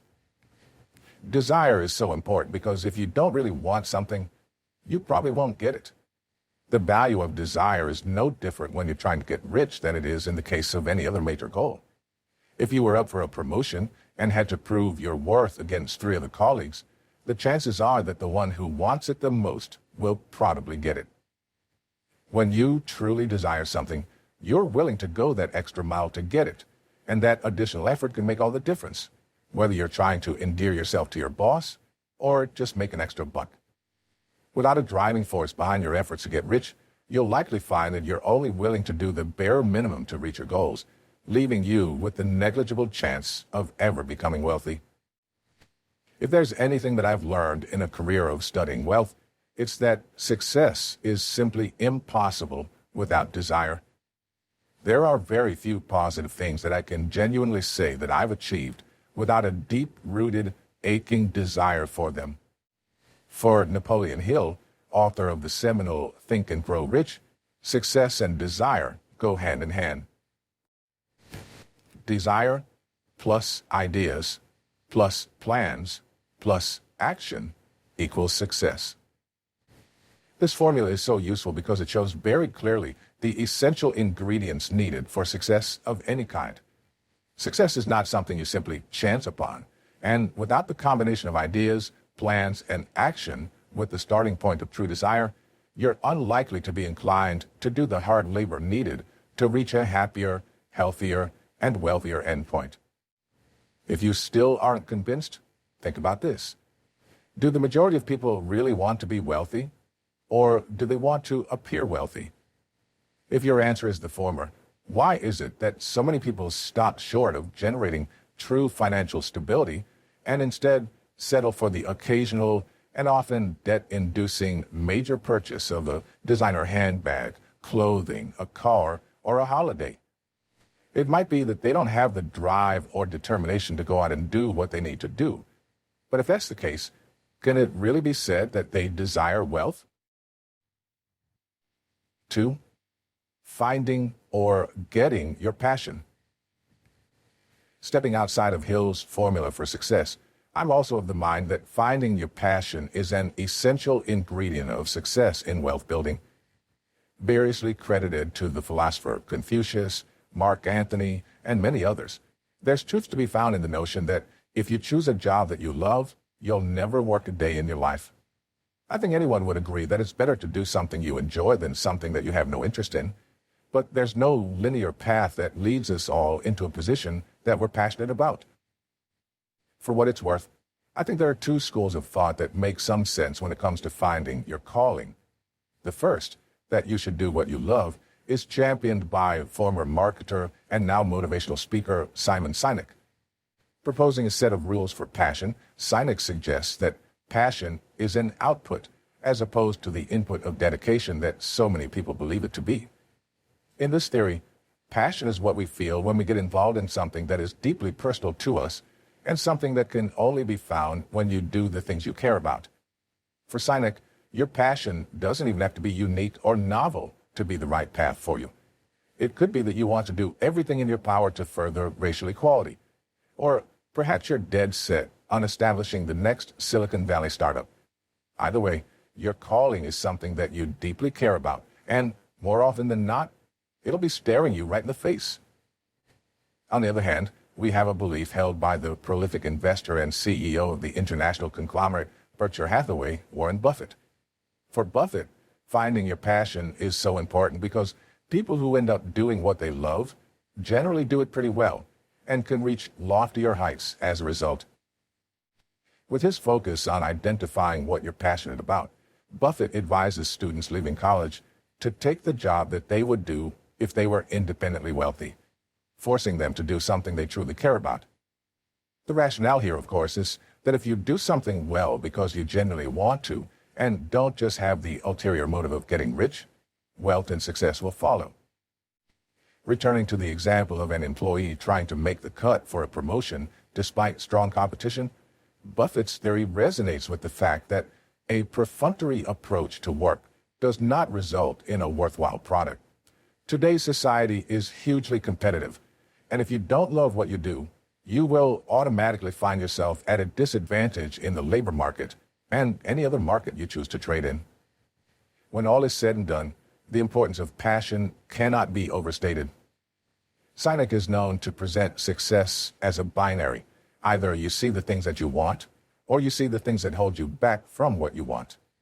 Passion is what clears the way and allows you to progress towards the things that you desire. 3. Persevere. Failure is an integral part of success, and, as Robert Kiyosaki put it, people who avoid failure also avoid success. The point is, there is no easy road to success, and that includes becoming wealthy. In almost all cases, there will be bumps and detours and even U-turns along the way. And if you become disillusioned and stop striving towards your goals, there's little chance of you ever reaching them. People often use Jeff Bezos as an example of why perseverance is important. It's certainly true that he has enjoyed massive success by dragging Amazon up by the proverbial bootstraps. But it's also true that he came from a background of relative comfort and worked as a stockbroker before founding what became the world's largest online retailer. I recognize and admire Bezos, but I feel that more can be learned from the salutary tale of Jack Ma, founder of Chinese e-commerce giant Alibaba. Born and raised by storyteller parents in China's Zhejiang province, Jack Ma was worth a staggering $41 billion by mid-2020. The story of his success is truly inspiring, but Jack Ma has never professed to be some kind of prodigy or business maestro. Facing his first struggles early on in life, Ma failed elementary school twice and middle school 3 times. He was rejected by the police force and claims to have been the only applicant out of 24 to be rejected by KFC when it came to his town. Jack Ma was by no means an overachiever at this point, but rather than throwing in the towel, he chalked up his failures to experience. He applied to Harvard Business School no less than 10 times, and not once did he get a positive response. Despite these setbacks, Ma has now accumulated one of the world's largest fortunes and regularly appears on the front covers of magazines such as Forbes. It's clear that Jack Ma did have the capability to achieve great things, but if he had given out as a result of any one of his many rejections, he might never have reached his true potential. What this shows us is that success is not guaranteed, and if you want to be successful, you absolutely must keep fighting for it. If Harvard Business School can be wrong about an applicant, so can the bank manager who refused your business startup loan at your local branch, or the potential customers that turned down the free product samples you offered them. By preparing for and accepting failure, you can build yourself back up from every knockdown you receive, and each "I told you so" from jaded family members who are concerned at the thought of you investing money. On a fundamental level, the art of perseverance plays into selling, an essential skill if your goal is to be wealthy. You see, selling in this sense does not just mean selling a product or a service, although those are obviously necessary if you wish to establish a venture of your own, but rather selling yourself. Everybody faces rejection at some point or another, but it's how you respond to that rejection that defines you. From Alibaba to Amazon, from Microsoft to Walmart, every business has its watershed moment when the failures start rolling into successes. The key is to use failure as a learning process, as doing so will ensure that you are in a constant cycle of improvement. As Jack Ma says, never give up. Today is hard. Tomorrow will be worse, but the day after tomorrow will be sunshine. If you give up, your improvement ceases, and so too does any hope of reaching your goal, whether that be wealth or some other aspiration. 4. Acknowledging that overnight success is a myth. There's an old saying that goes around in the Army, and it's known as the 7 Ps. Proper planning and preparation prevents poor performance. Although rather elementary, it serves as an important reminder that success does not just happen, and very often it's the tip of an expansive iceberg that has frozen over hundreds of years and extends far below the visible surface. I cannot impress upon you enough that the vast majority, 99.9% of people, will not just wake up one day with a brimming bank account and a high-performing portfolio of investments. The world's wealthiest people, excluding those that inherited their wealth, will each have the stories of their own origins, but these generally follow a fairly similar pattern. Before the likes of Bill Gates and Michael Bloomberg made it big, they found themselves scraping the barrel and trying whatever they could to make ends meet whilst still pushing towards their goals. Your attempts to reach your goals, whether gainful or not, are practice runs in preparation for your future success. Just like a military operation, wealth is not something that can be achieved without planning and preparation, even if that means facing some demoralizing failures along the way. For Bloomberg, success did not come until sometime after he had been fired from investment bank Sullivan Brothers, at which time he reportedly decided that, as nobody would offer him a job, he'd start a company of his own. Similarly, you probably won't have heard of the company Data, Bill Gates' first venture. Despite his successes as the multi-billionaire founder of Microsoft, Gates couldn't get his first company to take off, and with products that didn't work and couldn't be sold, he was left with no option but to wind things up. A final example, one that perhaps yields more of a comedic value than a distinct message, is that of Sergey Brin, a co-founder of search engine behemoth Google. What Brin thought to be his master stroke came years before Google and manifested as a plan to allow people to order pizza via fax machine. Naturally, Brin's fax-o-pizza service never took off, but he has since said that he's glad of this, as it granted him the opportunity to move on to bigger and better things. The truth is, overnight success doesn't happen. Even if a business takes an unprecedented 1,000 orders in a day after never selling more than 10 products a week before, its success will likely be found in the marketing, sales, and branding efforts made in the weeks, months, and years leading up to the first day of pay dirt. Regardless of the challenges you face on your path to wealth, you'll have a better success hit rate if you just keep trying.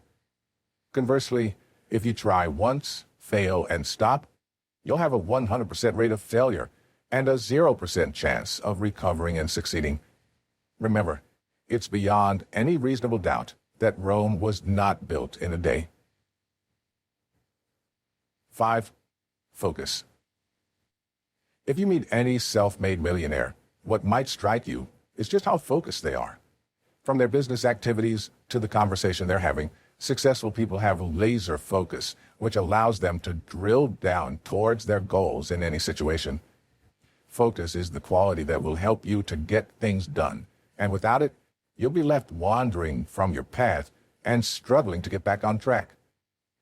When it comes to money, focus is important because building wealth is a process and not an action. It takes time and requires clarity to such an extent that if you lose sight of your goals, it will be a real struggle to return to the right path.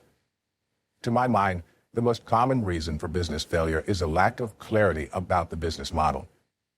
Too many small businesses, entrepreneurs, and individuals lack direction and don't know exactly where they're going. If you decide not to set a course and determine your goals, you're preparing to drift as you aimlessly move from scheme to scheme without learning anything or moving in the right direction. The quickest way to make progress is to decide what you want to do and set out to damn well do it.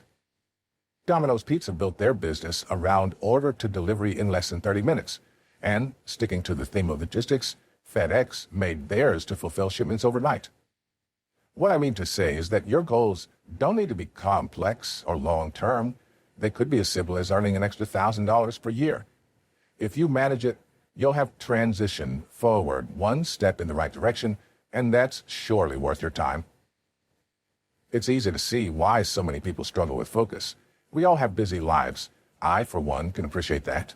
Work, relationships, school, commuting, all of these things take time, and they leave us wanting to sleep or binge watch inconsequential TV that won't lead to any real benefit in the long run. If those circumstances sound familiar, it's absolutely critical that you find a way to juggle all of your commitments whilst utilizing them as a means to reach your goals. When we're busy or drained, focus is a tool that helps us to center our thoughts and channel our energy into reaching our objectives. Write your goals down on paper and keep them visible so you can remind yourself of what you're working towards. Much like the law of attraction, by manifesting your aspiration to be wealthy, you'll bring it just that bit closer to reality. You're focused, you want it desperately, and you'll act to get there. You should assign value to the things you genuinely want. And if that's wealth, there's no reason why you can't focus on bringing about positive change to your finances. Financial proficiency involves both investment and investor. Prioritize personal development. Reaching a level of financial proficiency requires personal commitment, and just as learning anything else takes time and effort, so too does becoming a financial black belt. You cannot start learning to play the piano on a Monday and be a virtuoso by Wednesday, and the same is true of improving your financial outlook. Little by little, these steps will grind away at your shortcomings and prepare you for a wealthier way of life. Step 10. List what you desire. To reach a goal, you need to set one, and being specific will help you on your path to success. Sure, you want to be rich, but how rich? What does rich even mean to you? By knowing what your goals actually are, you can begin on the path to reaching them. This is what separates genuinely held aspirations from pipe dreams, and you can only manifest real change by knowing what it is that you want. Step 11. Know what you're good at. Dig deeply and try to identify occasions when you know you've done a great job. Once you've gotten that far, don't stop. Ask your friends and family, your employers and your clients. When you know what it is you do well, do more of it. Be proactive and put passion into what you do. It's true to some extent that everybody has a calling, and you can achieve massive success by finding yours. Step 12. Give yourself a break. Everybody has made mistakes in their past, and maybe you didn't grab that opportunity by the horns, but you sure will the next time. By relinquishing regret for past mistakes, you can move forward, but always learn from the past. If you struggle to move past something, write it down and list what you learned next to it. Mistakes don't really matter, but what we make of them does.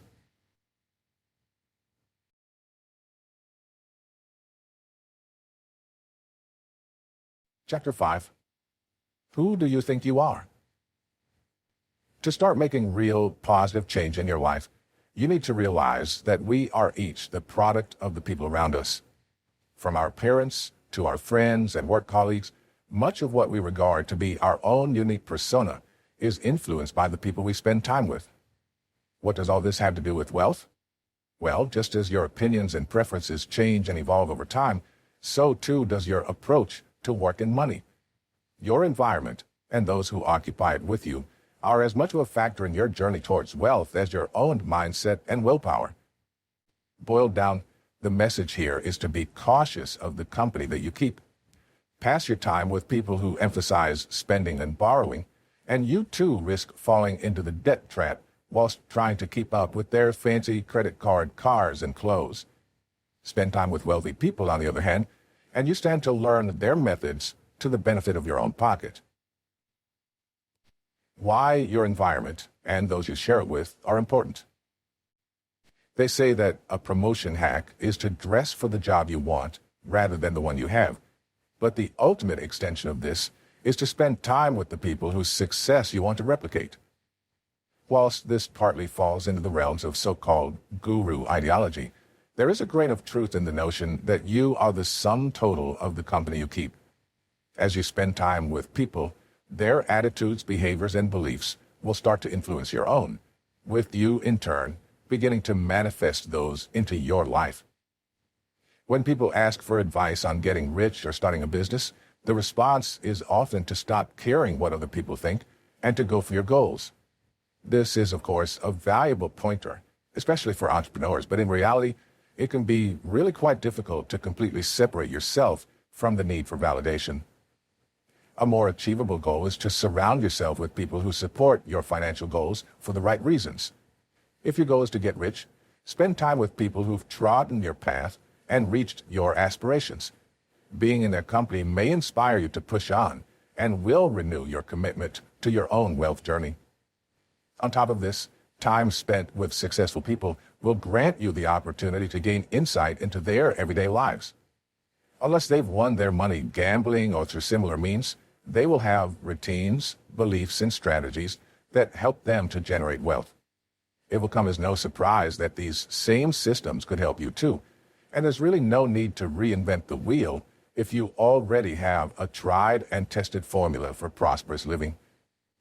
Spending time with successful people will reinforce your belief that reaching those heights is an achievable goal, and if they can do it, so can you.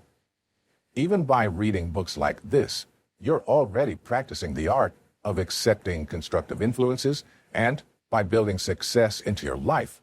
Whether through literature, friends, mentors, education, you'll be learning and implementing the systems that will help you to reach your objectives. If you're not sure about how you can get exposure to the right sort of people and environment, then what I would recommend is that you join your local chamber of commerce or trade, local investment club, or real estate groups. You don't have to join a golf or country club, unless you want to. Other suggestions would be the Lions, who have many interesting members and characters. These are all good options for broadening your exposure. Aside from motivation, another reason that your environment has such an influence on your success is that willpower, unfortunately, is limited. As much as we would like to think that we have the resolve and determination to power through the difficult times to reach our goals, the truth is that there's a limit to our individual willpower reserves. This is part of the reason that people so often settle into their comfort zones and abandon their dreams, because given the option between a challenging yet rewarding life and a comfortable existence, it's all too easy to choose the latter. The environment around you influences your life in two ways, both the micro, the little things, and the macro, the bigger picture. Your microenvironment concerns those things you deal with on an everyday basis, and an excellent example of how micros work is given by Brian Wansink in his dietary book, mindless eating. When researching how small changes can affect our approach to food, one thing found that if you use a big spoon, you'll eat more. If you serve yourself on a big plate, you'll eat more. If you move the small bowl of chocolates on your desk 6 feet away from you, you'll eat half as much. What this shows is that minor changes can have a significant effect on our overall being, for better or for worse. It's by tweaking our microenvironment that we can make life easier for ourselves and conserve energy and willpower for the more substantial efforts that must be made to achieve our goals. For financial objectives, this might mean automating the transfer of funds into your 401k or savings account each month, or nowadays, even subscribing to a service that automatically rounds up each purchase you make to the nearest dollar, investing those additional cents on the stock market. By removing these decisions from your to-do list, you're progressing little by little and leaving enough willpower and take for the more onerous and burdensome tasks. The great thing about your microenvironment is that, by definition, it's quite simple to change.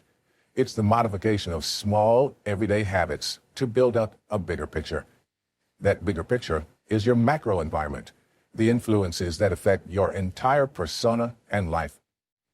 It's much harder to make changes to your macro environment, as doing so often requires you to make quite difficult choices. For instance, where to live, what to do for work, or who to spend your time with. This is the principle explained fairly well by Jim Rohn's famous mantra, "We are the average of the 5 people we spend the most time with." The intention behind this belief is that you should audit the people around you and spend your time with people who best fit what you want from life. The better the people are, so the lesson goes, the higher your average climbs. If you want to drink less and your closest friends spend 4 nights each week propping up at the bar, joining them isn't ever going to get you to where you want to be. To some extent, this is what people so frequently label as the nature versus nurture argument. Regardless of where you fall in that debate, it's difficult to deny that our background and environment have a formative effect on our lives. As impressionable children, our opinions and attitudes are formed by replicating and reacting to those around us, for better or worse. This was certainly the case for Mark Van Stratum, a former criminal turned entrepreneur and author of the inspiring book detailing how his life fell apart and how he put it back together. Stratum is now an entrepreneur with a successful affiliate marketing business and other ventures with a combined value in the millions. Before this, however, he was a self-confessed, violent, drug-using criminal. It was only when he was robbed by rival drug dealers that he realized things had gone too far, and he set out to change. The thing is, Mark always had in him the seeds of success and the ability to become the industrious and prosperous man he is today. This potential was disguised and perhaps even stymied by his environment.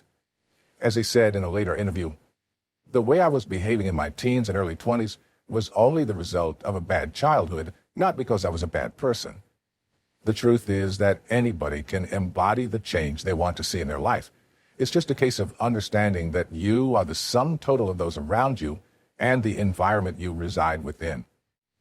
People so often struggle to change their macro environment, me included, because it involves making some very difficult and potentially life-changing decisions. It's considerably easier to move a bowl of chocolates further away from your desk than it is to explain to a friend why you're not spending as much time with them. For Stratum, it was harder to move over to the right side of the tracks than to continue on a path of lawlessness. The fact is, however, that if you want to change your life, consequential, transformative decisions are unavoidable. Model success. Without too much narration about how you can change your own life, as naturally I don't have an appreciation of the factors that affect you personally, the psychology behind environmental change is a theory that's worth knowing in and of itself. Looking at the company you keep, repeated exposure to the advice and knowledge of a wealthy peer will begin to reconfigure your own approach to the concepts that they discuss. If you take investing as an example, a wealthy and wise friend might suggest to you that it's important to think in the long term, in conflict with your current opinion that a drop in share price is enough reason to take your money and run. Through continued exposure to alternative ways of thinking, you may just find that their long-term approach becomes more normal to you, And over time, your confidence will grow to the extent that it will no longer be difficult to apply the same rules in your own life. A significant part of learning new skills and building your knowledge base is normalizing the concepts that you learn about. When you learn karate, the way to master each move and stance is to practice over and over again until they're embedded in your muscle memory. It's about discipline, but it's also about exposure to the very best in the business. By spending time with successful people, you can learn from them in the same way that a martial arts student learns from an esteemed sensei. The antithesis of this is the old saying, how the other half lives. I take particular issue with this phrase because it seeks to drive a wedge between the wealthy and everyone else, rather than empowering people to change their lives and work towards their own personal betterment. If you see something you want, there's no reason why you can't go out and get it. But by adopting the other half mindset, you're already putting a barrier between yourself and your aspirations. Rather than thinking that you could never achieve a particular goal, try thinking instead about how a wealthy and successful person would set out to do it. This is the basis for psychological modeling, a strategy that will help you to learn new behaviors and something that you're almost certainly doing in some form or another already. Psychological modeling is a way of mirroring the behavior of another person. It's the natural extension of walking a mile in somebody else's shoes, and it goes some way to explaining why we're the average of those around us. If you've ever noticed yourself starting to use similar words and phrases to your friends, what you've experienced is psychological modeling happening on a subconscious level. The more time we spend with people, the more we adopt their mannerisms and even begin to align with their beliefs. Eventually, as your values and perspectives shift, you become alike to your close peers in many ways, and this has an undeniable influence on your day-to-day life. This is happening constantly as we're exposed to the world around us, but it's also a tool that you can consciously deploy to change your own way of thinking. There are two major forms of psychological modeling that I've taken the time to study and practice with varying degrees of success, but both have an ultimately positive outcome. The first approach is to model your own past successes and try to replicate them.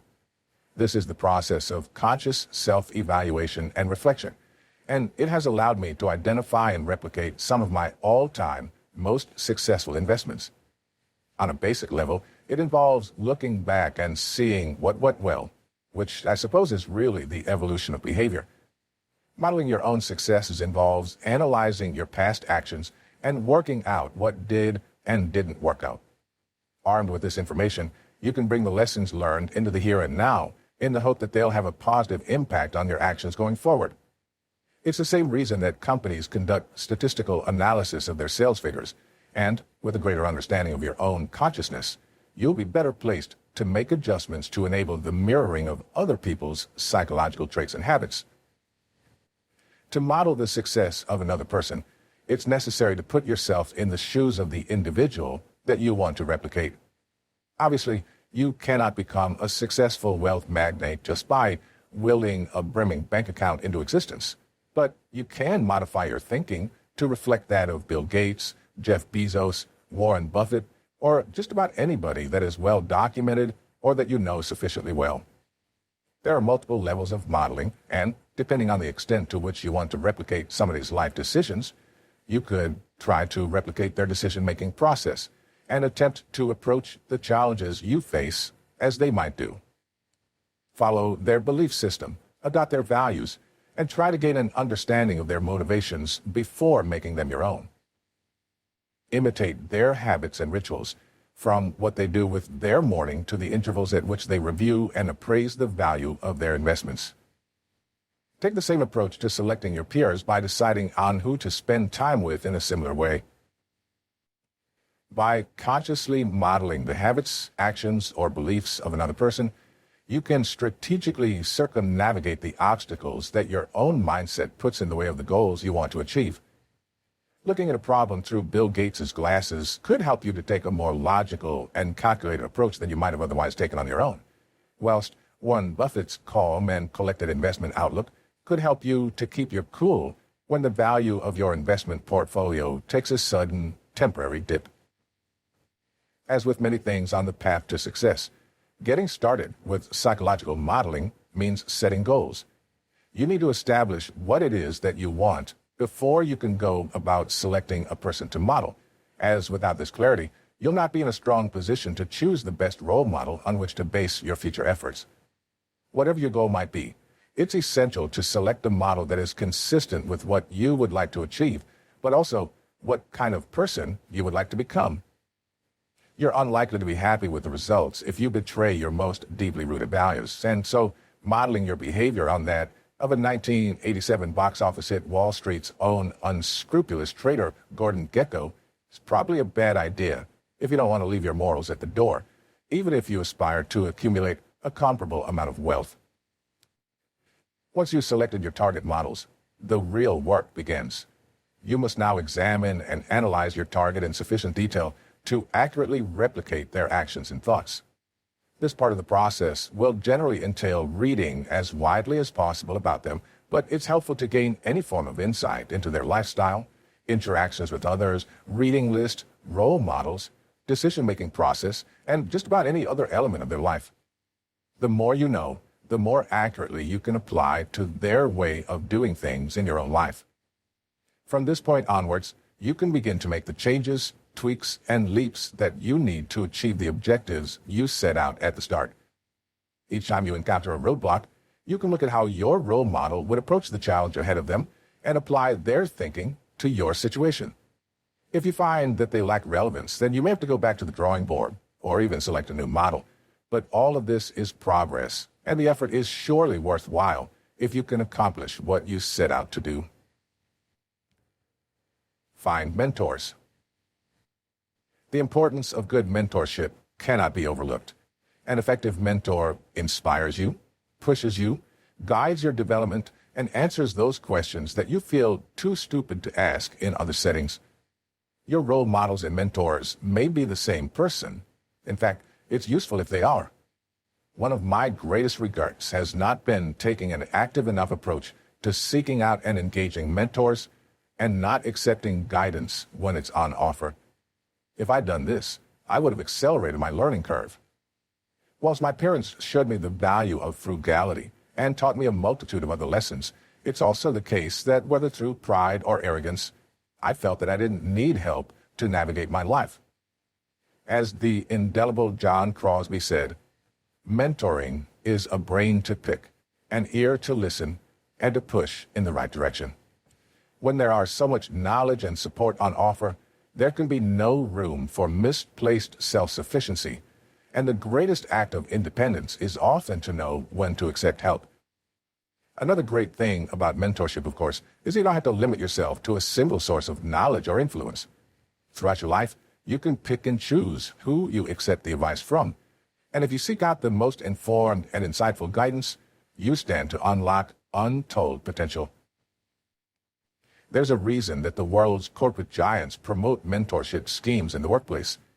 The alternative is for individuals to hire a business coach, but the problem is that business coaching is a more formal relationship with a clearly defined project requiring specific advice. A mentorship is an informal relationship, but it's still a business arrangement that doesn't just benefit from the time-limited advice of an expert, but also the holistic stewardship of a veteran. From General Electric to Boeing, their logic is that good mentorship boosts employee engagement and retention, but it also helps to develop their members into free-thinking, innovative, all-around better company assets. If mentorship didn't work, these companies wouldn't be investing in it. I can assure you of that. At its most basic, mentorship is a way to absorb the wisdom of those who have gone before you as constructively as possible. Beyond this, having a mentor means that you get the benefit of two sets of eyes looking over your problems, and this could offer up new perspectives and novel, yet effective ways of overcoming challenges. To some degree, you're already on the right path by reading books like this one, but there can be no substitute for a real-life mentor who acts as a sounding board for your ideas, trials, and tribulations. It's possible to learn about the financial, professional, or familial worlds without a mentor, but doing so leaves you without the benefit of real-life experience. More often than not, the world runs on a cyclical circuit with events repeating themselves time and time again. America has witnessed a recession at least once a decade since the Panic of 1785, and those who have climbed out of the last period of financial turmoil can surely advise those facing the next. Finding the right mentor can be a seminal moment en route to achieving your goals, but doing it the wrong way could see you following a false prophet. To find and foster the best possible mentor-mentee relationships, there are several rules you need to keep in mind at all times. The first and most important of these rules is to be a good mentee. This means establishing yourself as someone who is teachable, curious, motivated, but crucially, reliable. The world's most successful people are continuously looking for new, upcoming talent, and they want to find people who will not only challenge the old ways of doing things, but also learn from the past and those more experienced than themselves. If you feel that you're ready to make that commitment, because mentorship is truly a two-way street, you can then go about finding a relationship that will effectuate your progression.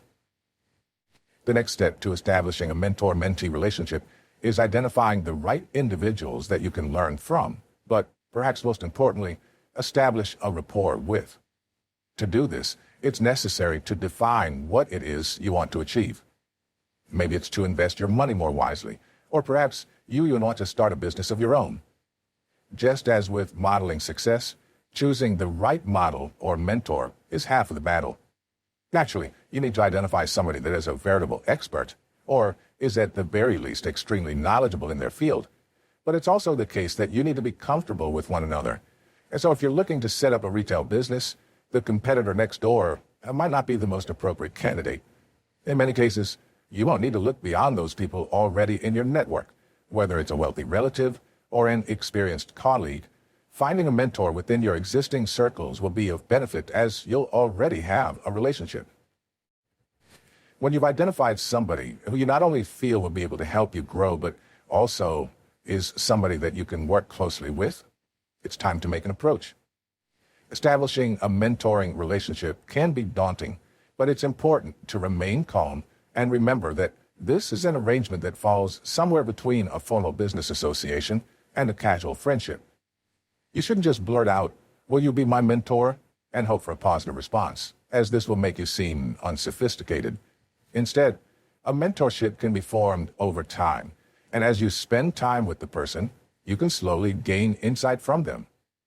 In my case, I ask those I want to learn from if I can buy them a coffee. This offers the perfect environment in which to build a relationship with a mentor and allows you to start scheduling regular, pressure-free interactions. If there's any advice I can give you, it's this. Use this time wisely. Question everything. Soak up information like a sponge and learn from the successes and mistakes of those you admire. It's also important to understand that you needn't limit yourself to a single mentor. In fact, doing so may markedly reduce the number of opportunities you get to learn, and, perhaps more significantly, it's improbable for one individual to be the best source of knowledge for every problem. Even if you find a jack of all trades who's willing to act as your mentor, you will probably be better served by working with different mentors for different reasons.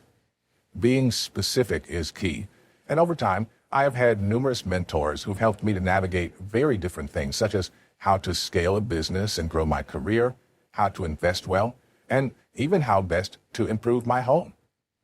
In the same vein, I find it helpful to view mentor relationships as mutually beneficial, because they really ought to be. Sure, you probably stand to gain more from a person with greater experience than yourself, but you can also bring value to them. Just as they act as a sounding board for your ideas, there's no reason why you can't offer your opinion when they need to weigh up their own plans. Even if it's showing a highly traditional yet extremely experienced entrepreneur how to properly use their email, make sure that both parties are getting some benefit from the mentorship. Doing so will only strengthen your relationship, which, at the end of the day, will benefit everyone involved. A good relationship with the right mentor will grant you access to a wealth of easily obtainable information that you can proactively use as a catalyst for your own success. I implore you to grab any opportunity of this kind by the horns. How to surround yourself with successful people. What we've hopefully established by now is that spending time with successful people can change your life. By learning from their philosophy, mindset, and habits, you can gain clarity, direction, and knowledge of your own, each of which will help you whether you're trying to become wealthy, to grow in your career path, or to find meaning and purpose in life. You're probably aware of the saying, never be the smartest person in a room, and there's solid logic behind that. The thing is, being the smartest person in the room means that your growth potential is kept. If you can't learn from the people around you, you won't be gaining knowledge and won't be challenged to know more and perform better. Having the right circle of influence around you raises the bar, allowing you to strive for loftier goals and to push yourself further in the right direction.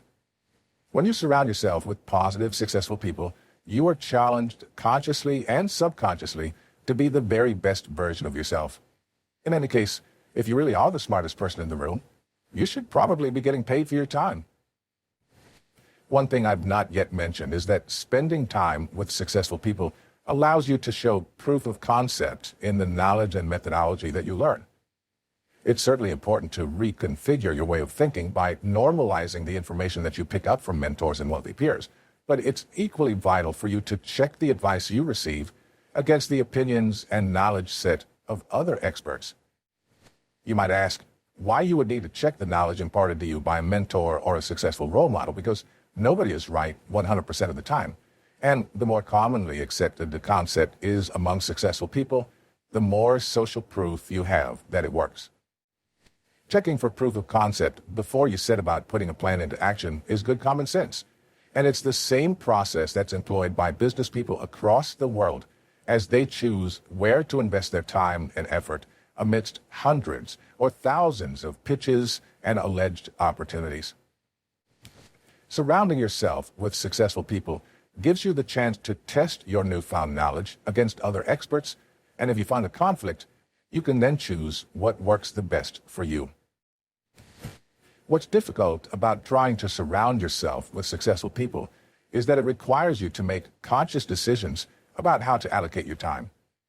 Whereas some of the other personal growth techniques I've outlined simply involve effort and a little tenacity, being selfish with your time and choosing to allocate it to people who will help to better your existence can be much harder.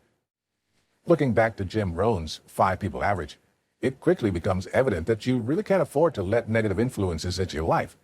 And this presents a dilemma, as many of us will find that some of our nearest and dearest are not exactly pushing us forward towards wealth and success. One way of looking at this is to conduct an audit of sorts on those people you spend the most time with. If your ambitions and values surpass those of your friends, you have a number of options. Firstly, you could choose to leave them behind and set out to find new friends who are more on par with what you desire. Secondly, you could keep those friendships whilst also trying to branch out and find new peers and mentors whose values are very much in line with your own. Finally, and most unpalatably, you can keep things as they are, but sacrifice your aspirations. Naturally, choosing the first option is exceptionally risky, and it's not an approach I advocate for. The friends might not be helping you to become successful, but everybody needs a support network, and burning your bridges to find new friends not only risks you failing and ending up on your own, but also could see news of what some people might perceive to be disloyalty reaching any new relationships you establish, jeopardizing them too. As you can probably imagine, I'm not particularly fond of the third option either, and it's seldom a good idea to abandon your hopes and goals for any short-term benefit. This leaves the second option, which is something of a sweet spot. As you branch out and expand your circle, you'll likely find yourself creating much stronger bonds and closer friendships with people who are closely aligned with your goals and values. As this happens, you may start to grow apart from those friends who were not conducive to your personal growth. This is an entirely natural phenomenon and something that you shouldn't be scared of. Friendships, by their very nature, are not always permanent, and so as you grow and evolve through your life, it's only normal for your relationships to do the same. This was certainly the case for Van Stratum, and looking back to his story of criminal gone good, the effect of finding new peers is plain to see. After he'd achieved professional success and acclaim as an author, he returned to his hometown and met some of the people from his past. As they talked to him in the same manner as if he were still up to his old tricks and pushing drugs, it clicked that he simply didn't recognize himself in the way they perceived him at all. He had changed and grown beyond the social confines of those who he used to call friends, acquaintances, and neighbors. The upshot is that sometimes change is good. It can be painful to let people go, and sentiment is one of the longest-lived emotions of all. That being said, it's perfectly natural for people to grow apart, just as it is for them to come together. Trust that as long as you're striving to move in the right direction, your social interactions and connections will naturally follow suit. Starting this process can be organic, but as I've mentioned, it can also be helpful to audit those around us. Ask yourself whether the people you spend time with are a positive influence on your life. Is your relationship with them one-sided? Do they support you and your goals? Perpetual negativity is rarely a useful trait in a mutually beneficial relationship. And if you find that a relationship is draining, it might be time to reconsider your priorities and whether the effort you put into maintaining your friendship is the best use of your time and energy. From here, you can set out to improve your relationships either by making new connections or by exercising judgment over your friends' ideals. If you want to succeed, find people who are further along the path than you are to help guide you on your way. If you're looking for a tutorial online, you wouldn't seek out videos of people who had failed, but rather you'd find videos of those who succeeded and know what they're doing. Build your success on their shoulders, and don't worry too much about falling off, because if you're around the right people, you'll be better placed to pick yourself up again. Schedule for your personality. An extension of doing what works for you is exercising good time management. No matter whether you're working, investing, learning, or doing just about anything else, you'll have a limited window in which to do it, and you want to make sure that you're doing it in the best way possible. In all honesty, we simply cannot manage time. Time passes regardless of what you do, but you can have an impact on your use of that time by managing your productivity. We're most productive when we're working at a pace that suits us, and in comfortable ways. For Warren Buffett, unstructured days work best and allow him to avoid unnecessary meetings and continue to make the decisions that have made Berkshire Hathaway one of the world's leading conglomerates. Contrastingly, Amazon founder Jeff Bezos sets his most important meetings for the start of the day and works a pretty usual pattern, citing the need to be in top mental condition for anything that requires a difficult decision.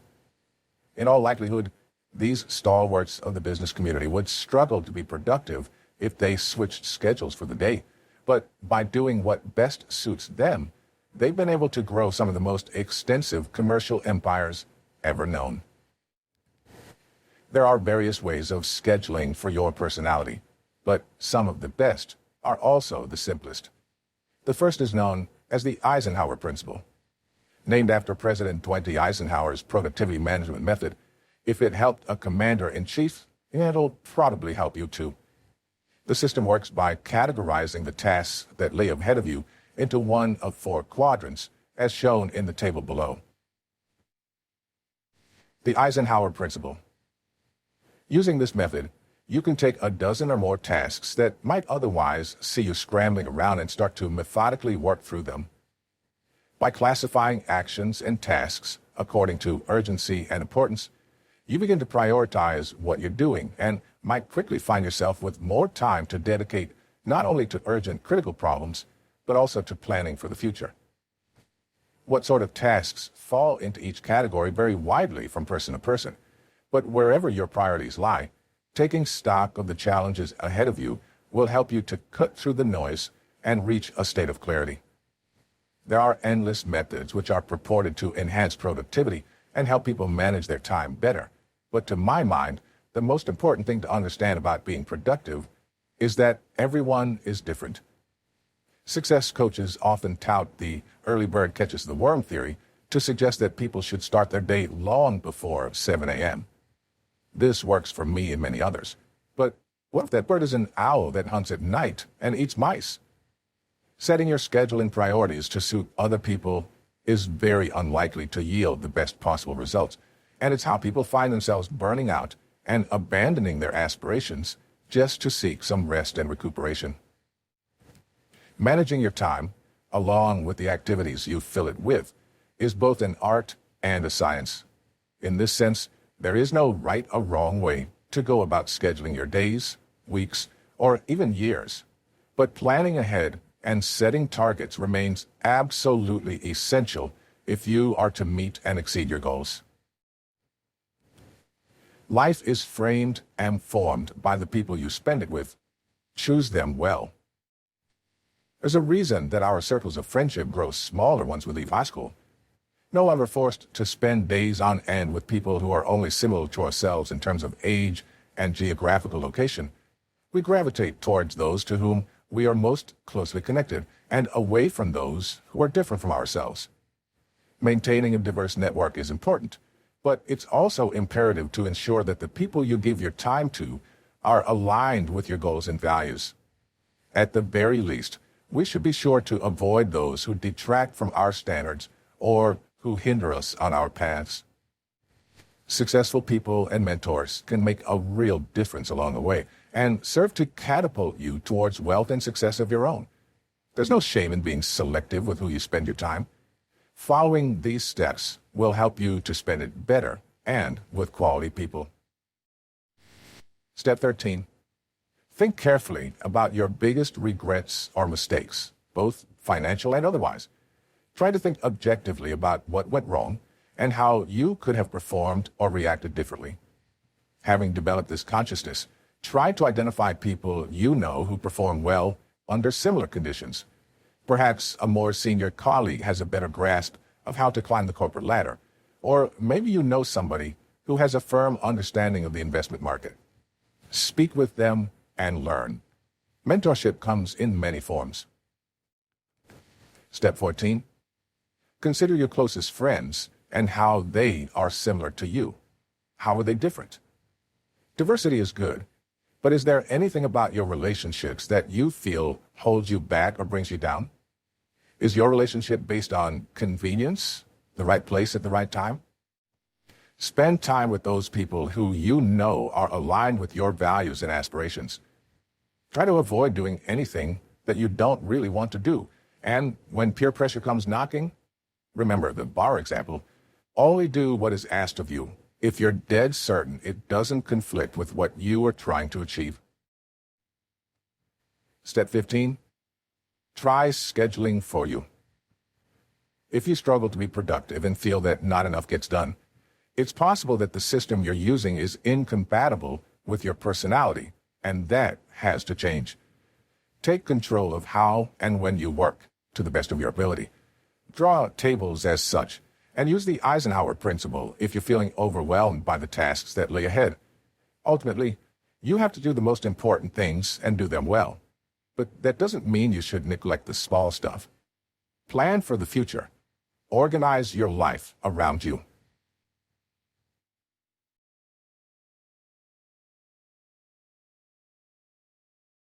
Chapter 6. Keep sharpening the knife. Regardless of the goals you set, the path to success is littered with peaks and troughs. When you're doing well, it feels like you've already made it to your destination. And when things don't go to plan, it's easy to think that your efforts are futile. The problem with both of these extremes is that you run the risk of deciding that there's nothing left to be done, which couldn't be further from the truth. Personal growth and learning are constant processes, and failing to realize that jeopardizes your chance of developing and keeping a competitive advantage. The thing is, continuous learning needn't be a chore, and it can be quite profitable if done in the right way. Personal development is an investment in yourself, and the more you know, the more opportunities are likely to come your way. A doctor once said, "The more that you read, the more things you will know. The more that you learn, the more places you'll go." While that doctor was no medical practitioner, but the whimsical Dr. Seuss, the sentiment is a poignant reminder that learning is the real gateway to success. Stepping away from the overtly financial, I want to impress upon you why it really is the case that you should never stop learning, and impart some knowledge on how to balance this with the grind for affluence. Why learning is and should be perpetual. The world is in a constant state of flux, and if you don't keep up, then you'll very likely be left behind. Perpetual learning is not a new concept. Quite the contrary. History is littered with figures who have continued to mold and shape their understanding of the world long after their formal education is ended. And you only need to look to the successes of Abraham Lincoln to realize why. Following defeat in the 1850s Senate elections, Lincoln decided to retire from politics, but an about turn saw him return at a rank no lower than president in 1861. Reacting to the latest intelligence in front of him, he also completely modified his approach to the American Civil War and altered his stance from that of a Union-supporting protectionist to become a notable reformer who fought to abolish slavery. This might be an extreme example, but it illustrates the importance of a continued appreciation for learning. The pace of global change is arguably now much greater than it was in the 1800s, and so now more than ever, it's important to learn quickly and efficiently in ways that can be applied to benefit our own lives.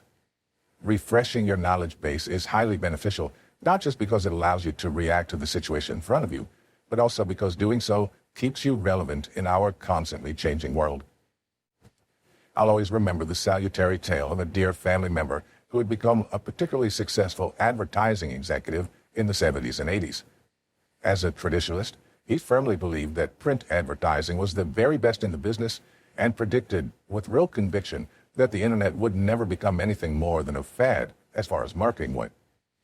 Relaying this view to clients during the dot-com boom in the late 1990s and early 2000s, he was given fairly short shrift by companies that had previously valued his services, and eventually he, like many other old-school marketers, were left by the wayside as fresher ideas became the order of the day. All of that could have been avoided, of course, by simply approaching the internet with an open mind and a thirst for knowledge.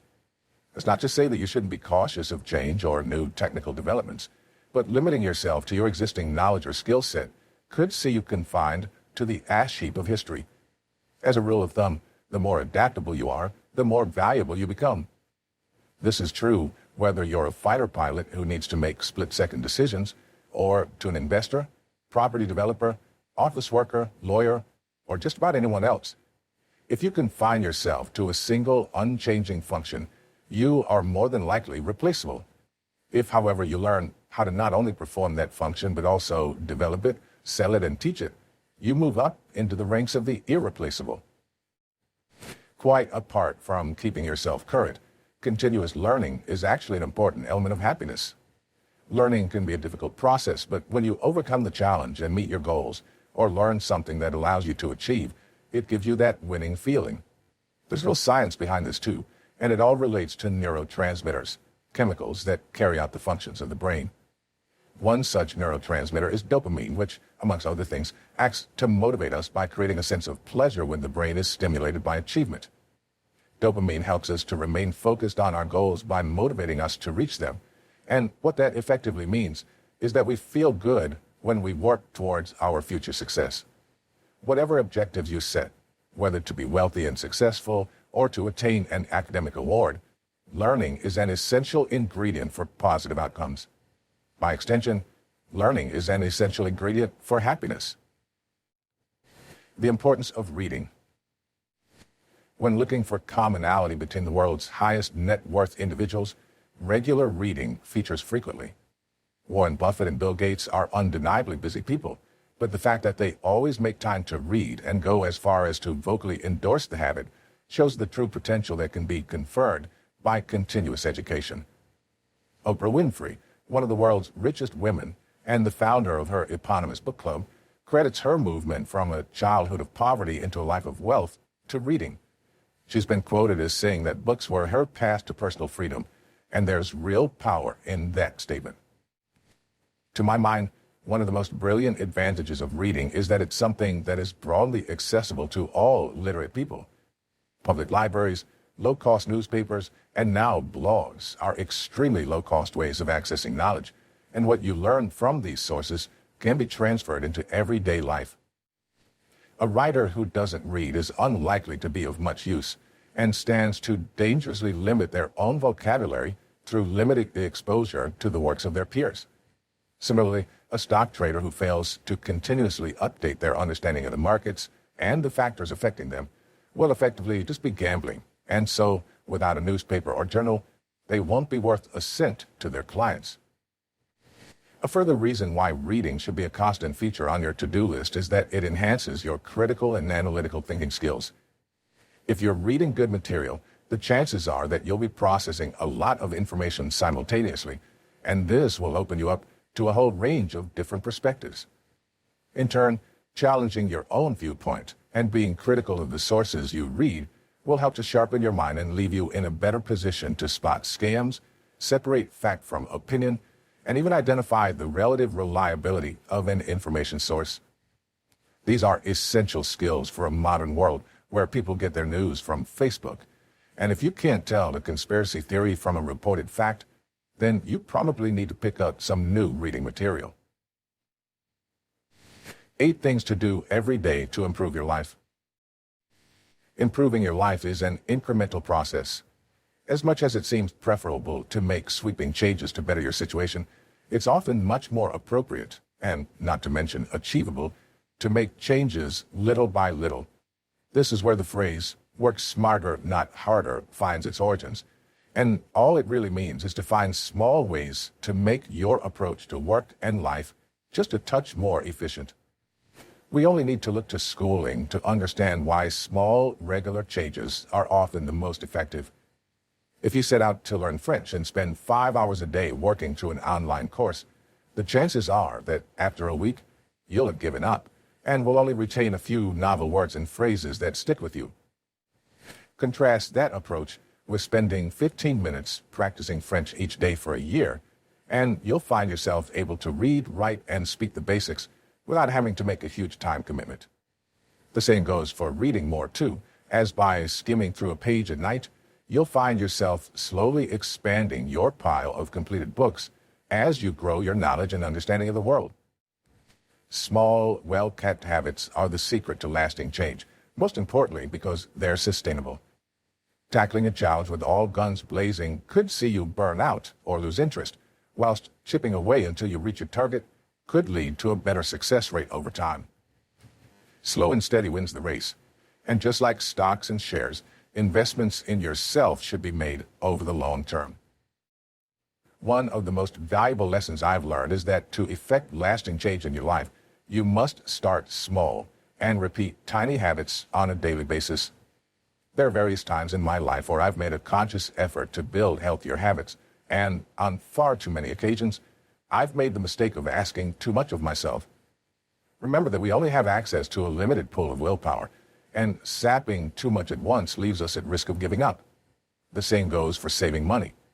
If you go from spending the majority of your income as quickly as it comes in to trying to put 90% of what you have left after rent and bills into a separate account, this objective is simply unrealistic, and the distance between where you start and where you want to be is so significant that you will fail most of the time. Not only that, but with each failure, it makes it harder to get back up and succeed the next day, and so your strategy is doomed from the very start. What you need are small wins and the continual motivator of visible progress, both of which help to create new routines that you can stick to. If I can go to the gym 3 times a week, that's a win. I know I will make progress on my fitness goals. There's no point even thinking about suddenly losing the 10 pounds of fat and turning it straight to lean muscle, though that is the eventual goal. To that end, and with holistic life improvement in mind, I want to recount 8 small but valuable things that you can do every day to help yourself progress in life. 1. Sleep the right amount. Thinking is exhausting. Working is exhausting. And planning is most definitely exhausting. Humans need sleep to survive, and without it, our grasp on reality can quickly slip away as we become more and more tired. Sleep is an unavoidable necessity if you want to focus, stay alert, and keep your mind on the tasks that you face. According to the American Academy of Sleep Medicine, adults between 18 and 60 years of age should get at least 7 hours of sleep each night. And whilst the jury is still out on how much is enough, The ultimate goal should be to feel well-rested and both mentally and physically replenished. 2. Exercise. Just like sleep, exercising regularly is a non-negotiable if you want to lead a long and healthy life. Science shows that exercise improves mental health by reducing anxiety, depression, and negative mood, while simultaneously improving low self-esteem and cognitive function.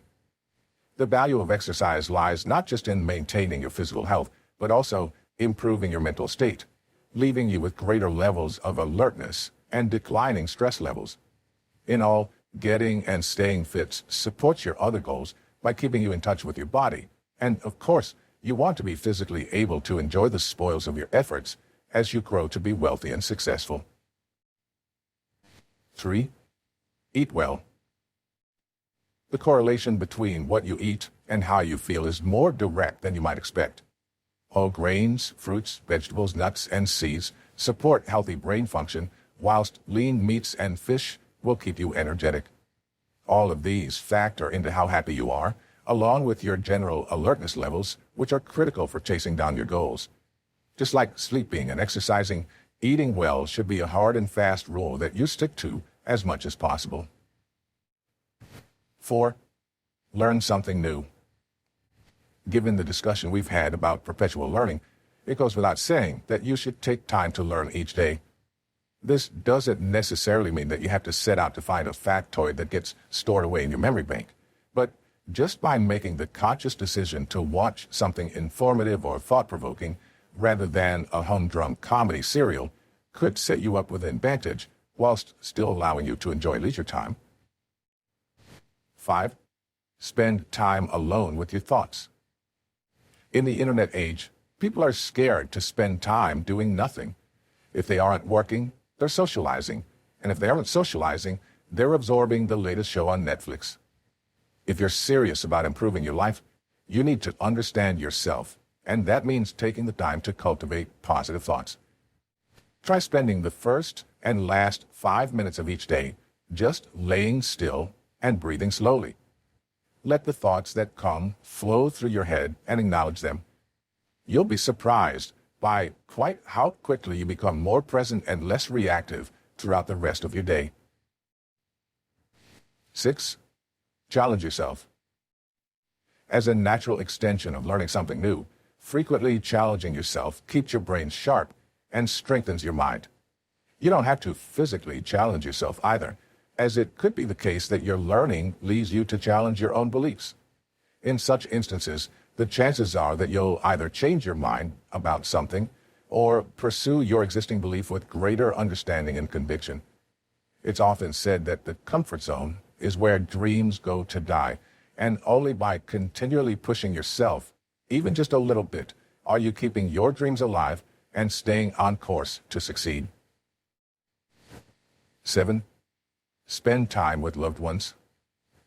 There is obvious value in spending time with our nearest and dearest. For many people, friends and family form part of the core elements that make life worth living. But passing time with loved ones also has a much less known financial impact. Evidence suggests that social relationships promote happiness. Of course they do. And the happier and more satisfied we are, the better we perform in other areas of life.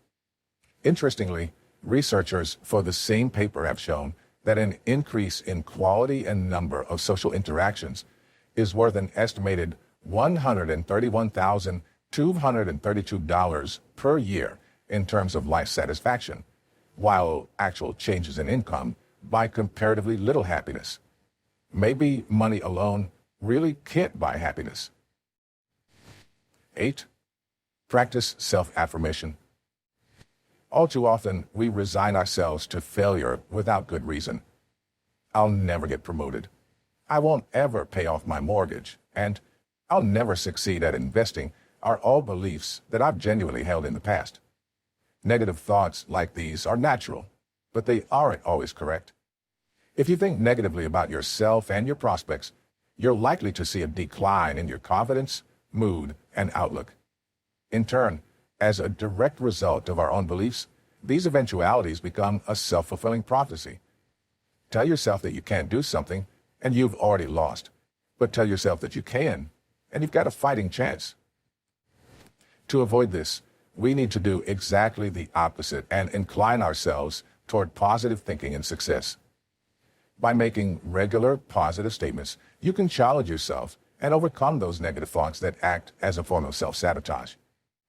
When you next set a short-term goal, maybe to hit a milestone at work or to save a certain amount of money, tell yourself that you can and will do it.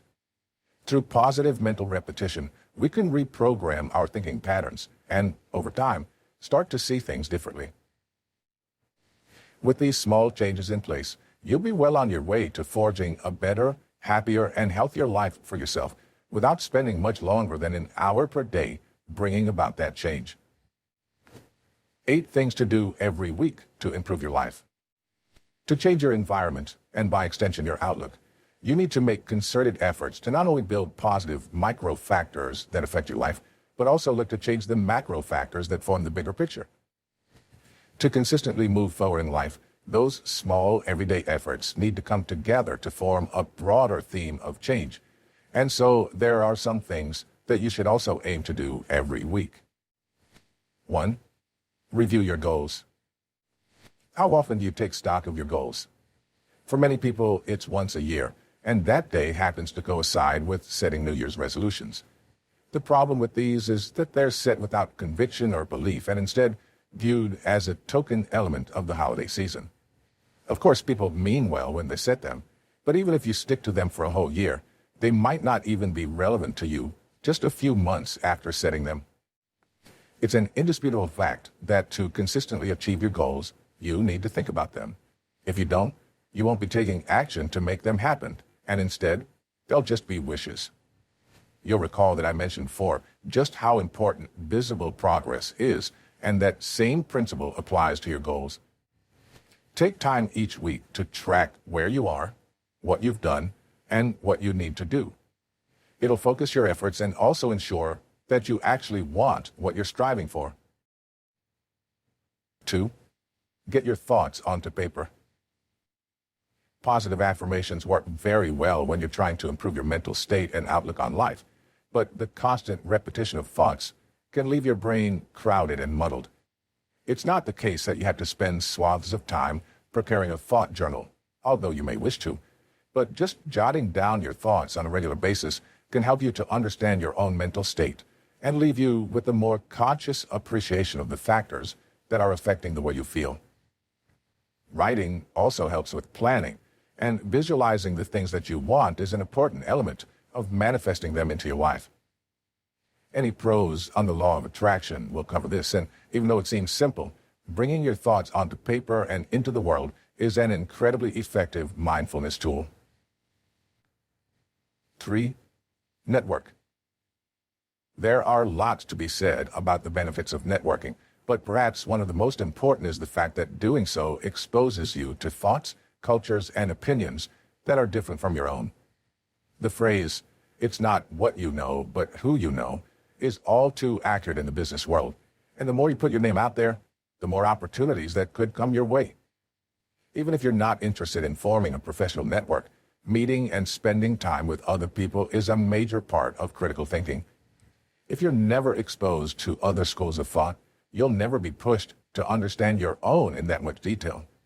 That counts not just for the basic facts of an opinion, but why you hold it on a personal level. Understanding our beliefs can be just as important as holding them, and unless you're challenged, there's every chance you won't bother to dig any deeper. 4. Go distraction-free. There are times when I find myself not really doing anything. I'm sure it's the case for you too. When I say that I'm not doing anything, I'm really trying to do 1,000,001 things at once, such as typing an email whilst reading a book, watching my children, and listening to a podcast. The problem with modern life is that it's complicated. Even when we're supposedly focused on our work, we're never more than a meter away from a new browser tab, our cell phone, the TV, or some other form of distraction.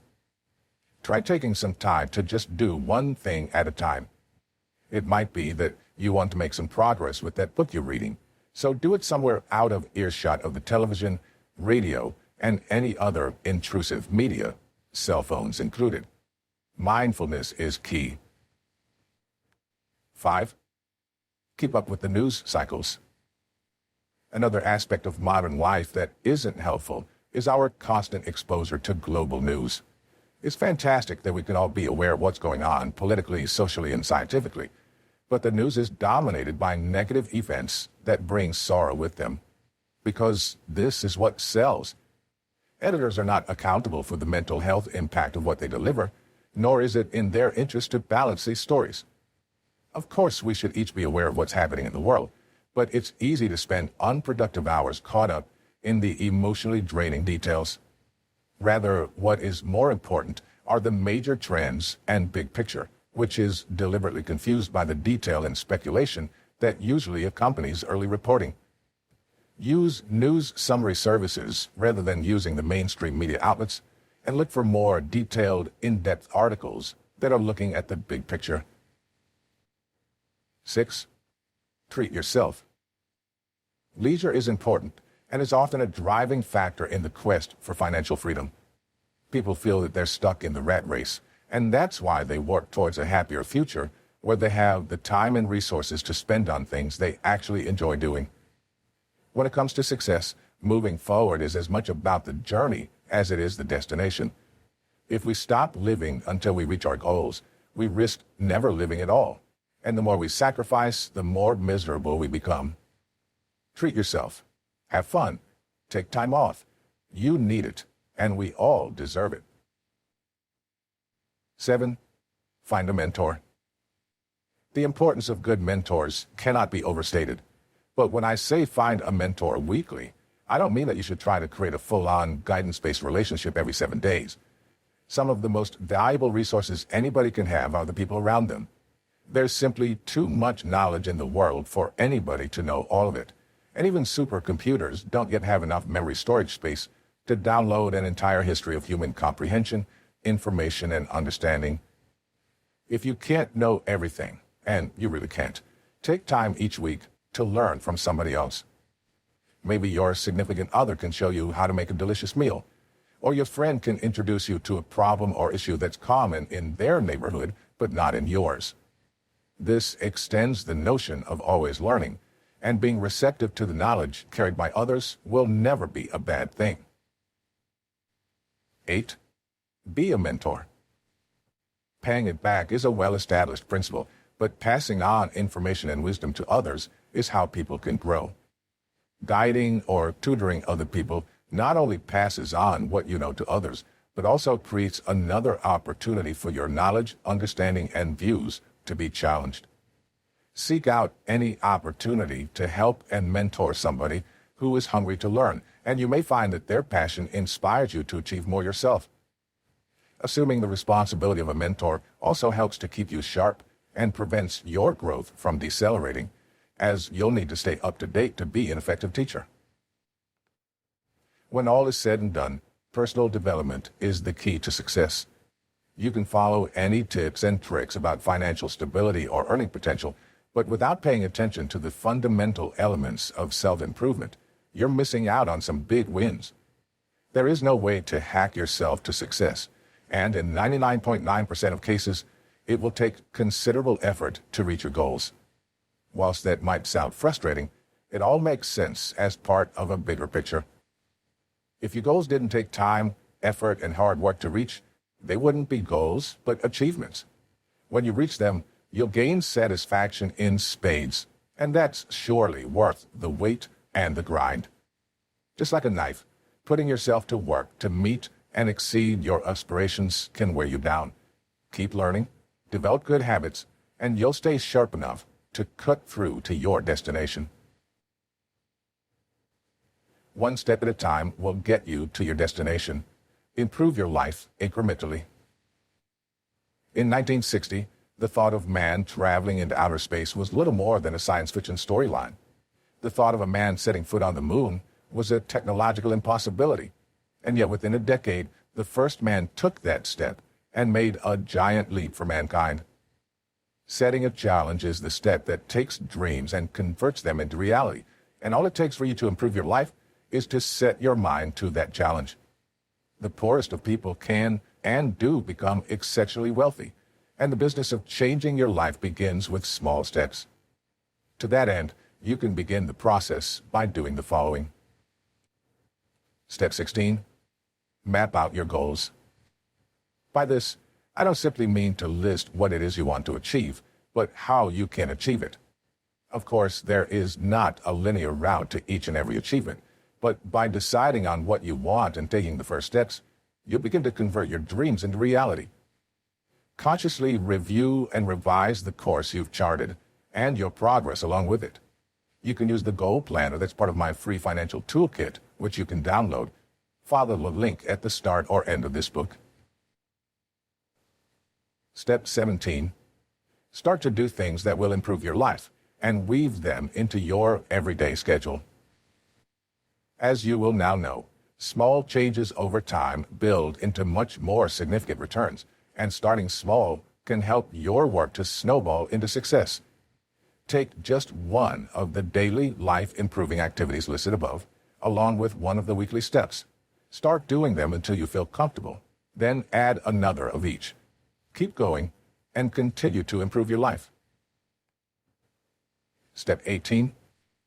Commit to learning more. If this book has piqued your interest in investments, embrace that and learn as much as you can. Develop and hone new skills. Constantly sharpen the knife. Keep yourself current. There's nothing to be lost in learning, and even a tangential skill can be useful. Read more, absorb more, and travel.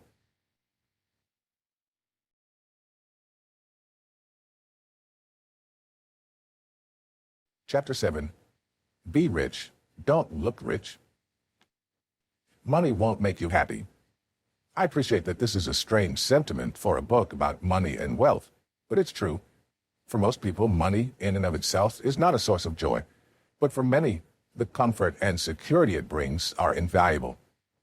Beyond this, spending money in a well-thought-out manner also stands to bring about a happier way of life, and there really is a more effective way of being a consumer. To that end, it is money well spent that holds the key to happiness. The secret to spending your money well is, as with most things in life, balance and moderation. Just as eating too much will leave you feeling sluggish or even regretful, spending too much and without direction could diminish your enjoyment of the wealth you've worked hard to build, all whilst winding down the resources that are available to you.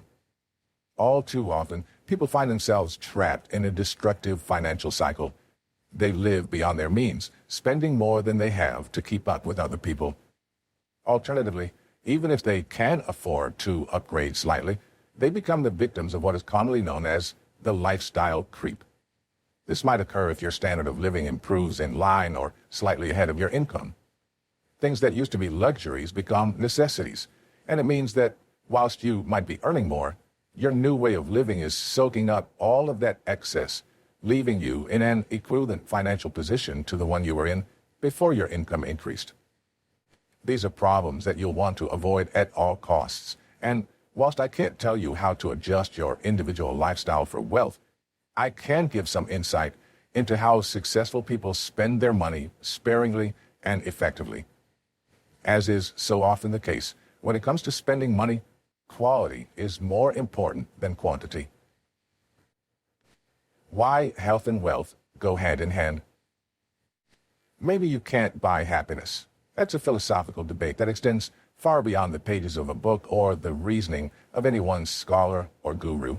But whilst money can't buy you happiness, it can help you to live a healthier and happier life. I'm not talking about physical health, although wealth can, of course, contribute to longevity, but about quality of life.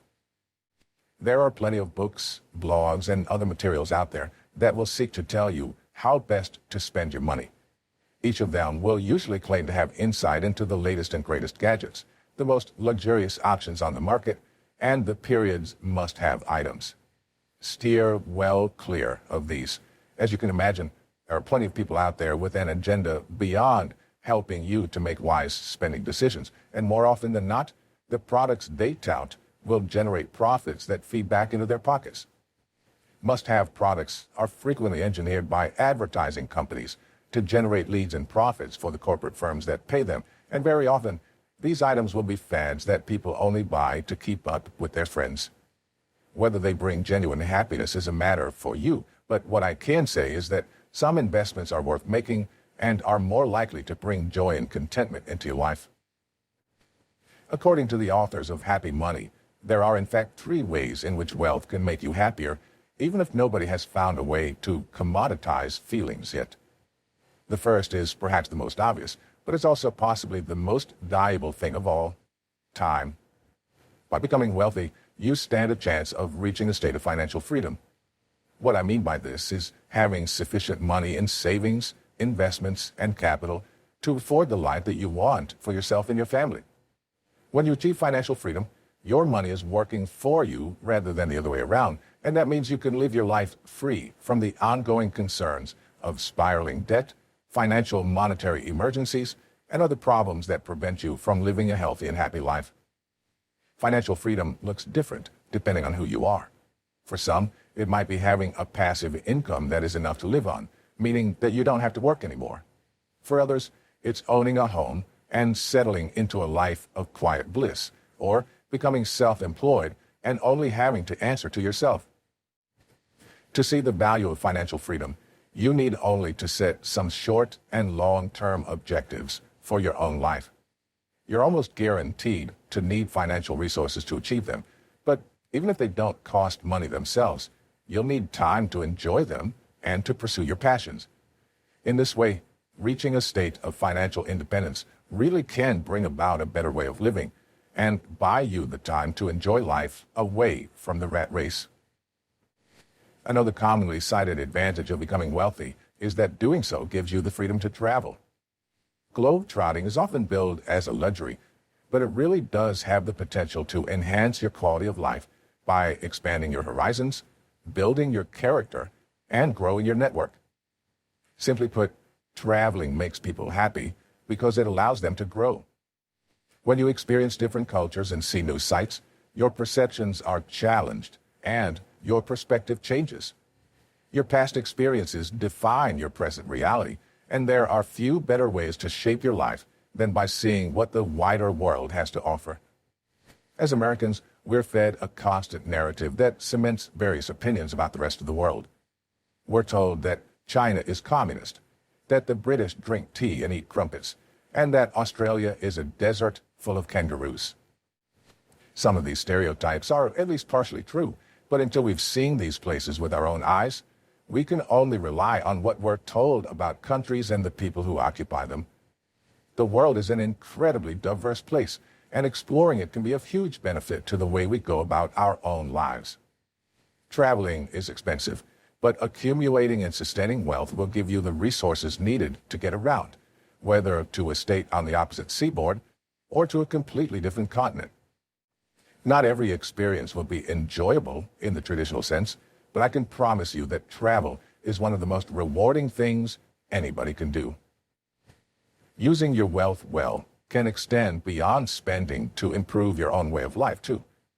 By investing in other people, you can enrich your own life in ways that extend far beyond bank balances and stock returns. For one thing, giving money away is known to make us happier.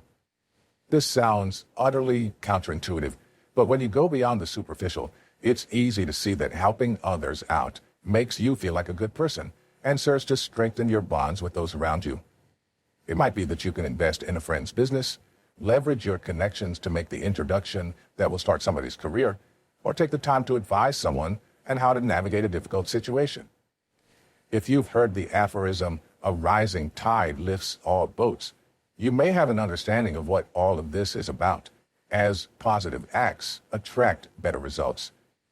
This is an extension of the law of attraction, and by paying forward your good fortune, you could find yourself reaping the rewards in the future when your friend's business takes off or your neighbor's kid has made it in the corporate world and can give you the same kind of investment tips you once bestowed upon them. When all is said and done, there are countless ways to spend the money you accumulate. Of course, you have the option of splurging on consumer items. Who would blame you?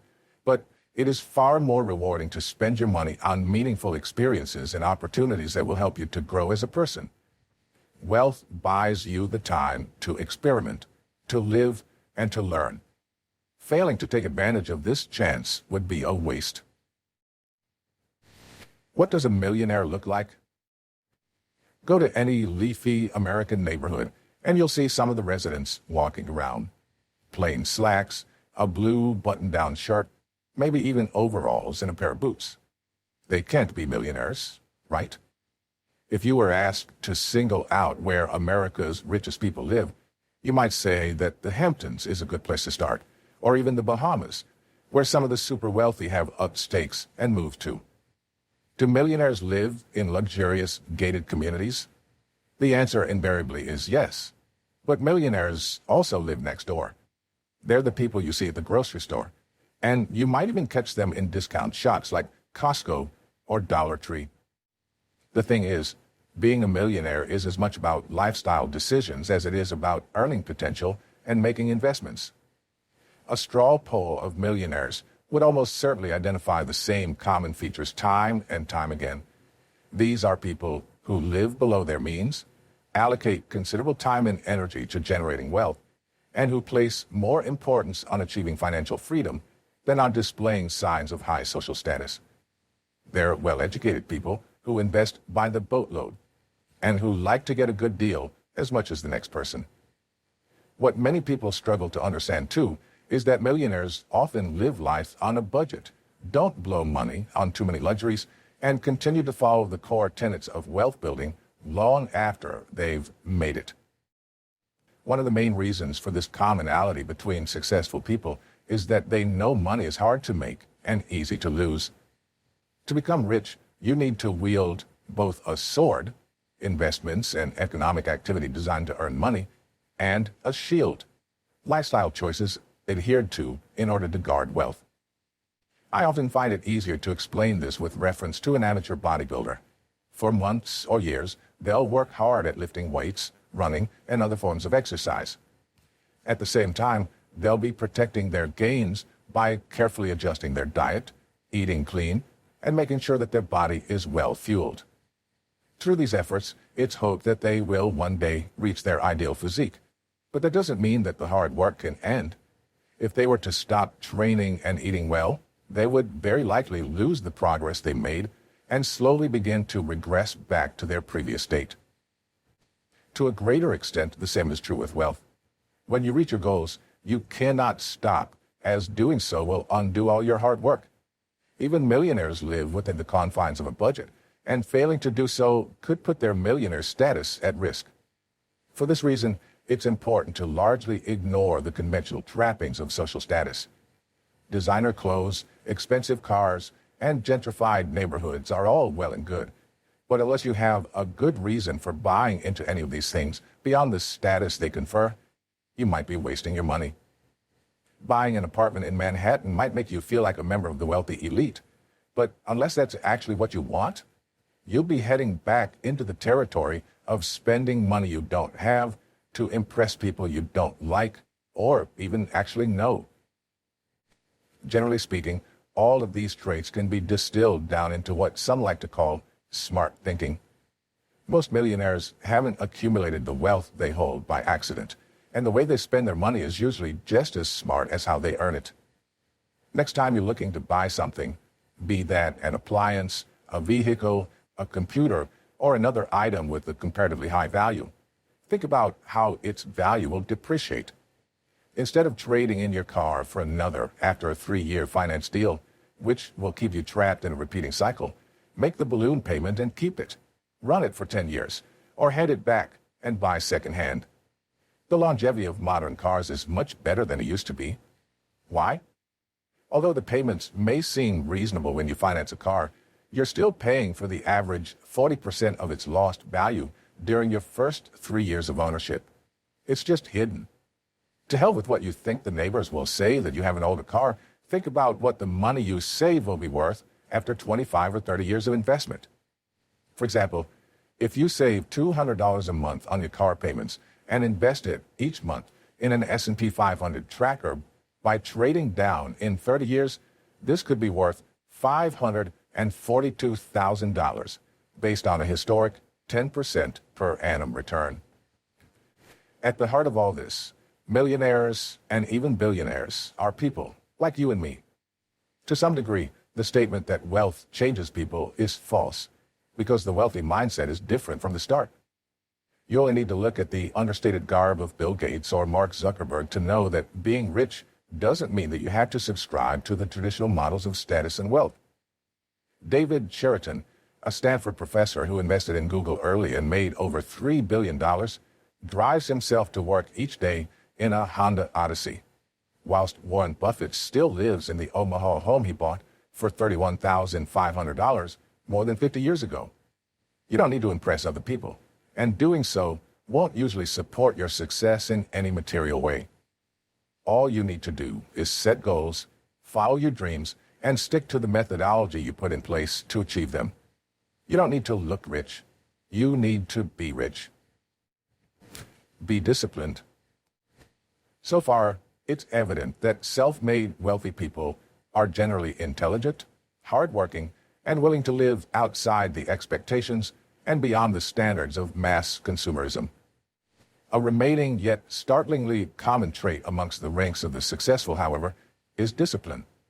Not discipline in the sense of working hard, long hours, although that may be the case, but rather discipline exercised in respect of personal wealth.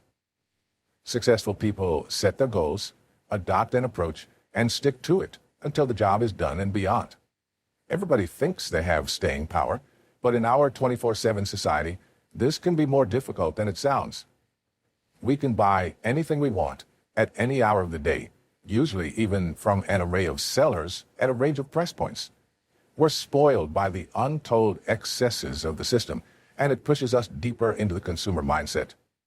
The fact that we can access and purchase things doesn't mean that we should, but people of all socioeconomic backgrounds and stations spend more than they ever need to, just because it's what they think they should do. We overextend ourselves to keep up with others, and because financing is so readily available, we even get into debt just so we can have the same luxuries as other heavily indebted people have. Unlike in years gone by, there's no longer a wait time, and saving up just isn't viewed as a viable option. There is another way, but with every passing year, it seems to be the exception, not the rule. The wealthy mindset is contingent on discipline, and without it, the whole house of cards could come crashing down. Discipline means sticking to your budget and the 20-30-50 budgeting split. It means avoiding frivolous spending, and it means paying off your credit card debts in full every month. The benefits of this are clear to see, too. By committing to clearing the balance on your credit cards each month, you'll be supporting your own credit rating, but also making certain that you're only buying what you can afford. If you stick religiously to this rule, 1 month of overspending will see you tighten your belt the next month as a significant sum leaves your checking account. Discipline will also help you to make better financial decisions, particularly if you commit to an evaluation process for big-ticket spending. An example might be to differentiate between your wants and your needs, making a conscious decision not to weigh too heavily on the side of the former.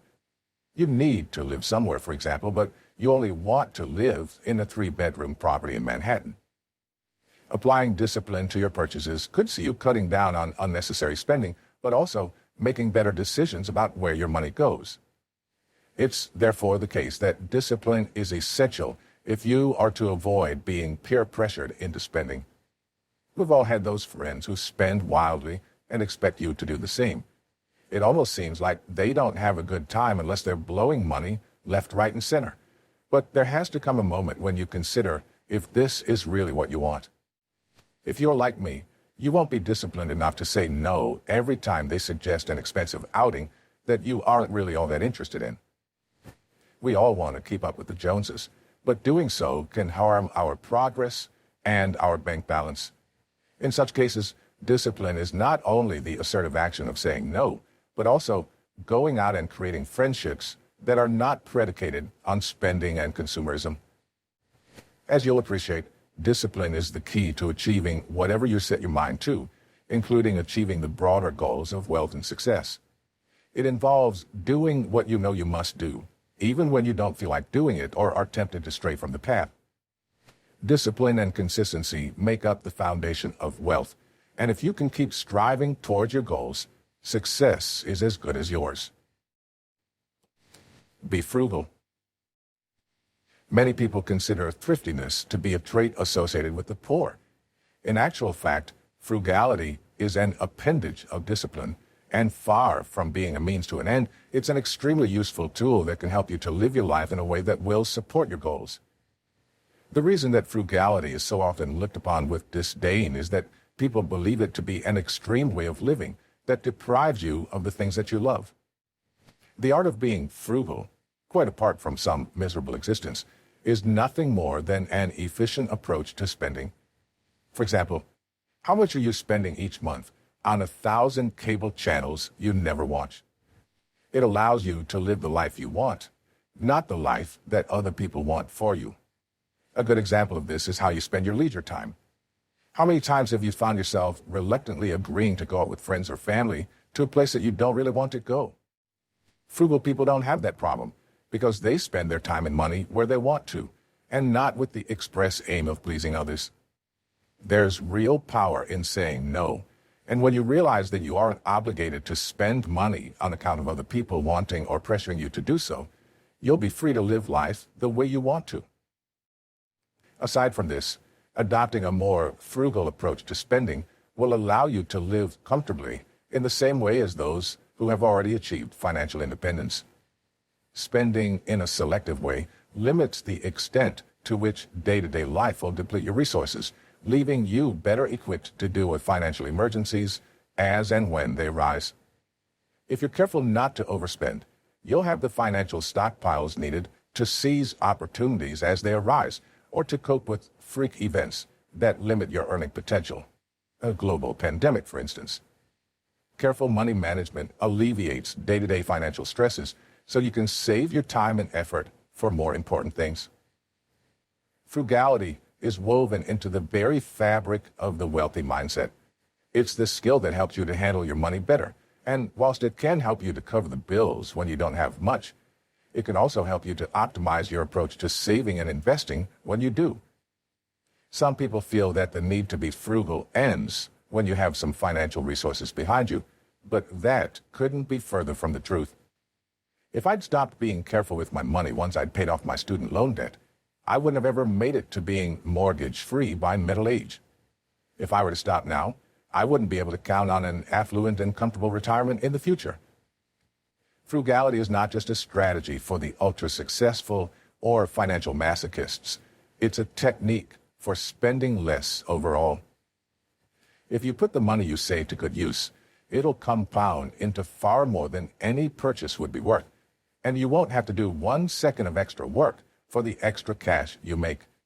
It's why the world's wealthiest people often live relatively simply, spending money only on the things they're really passionate about. Try it, and you'll see.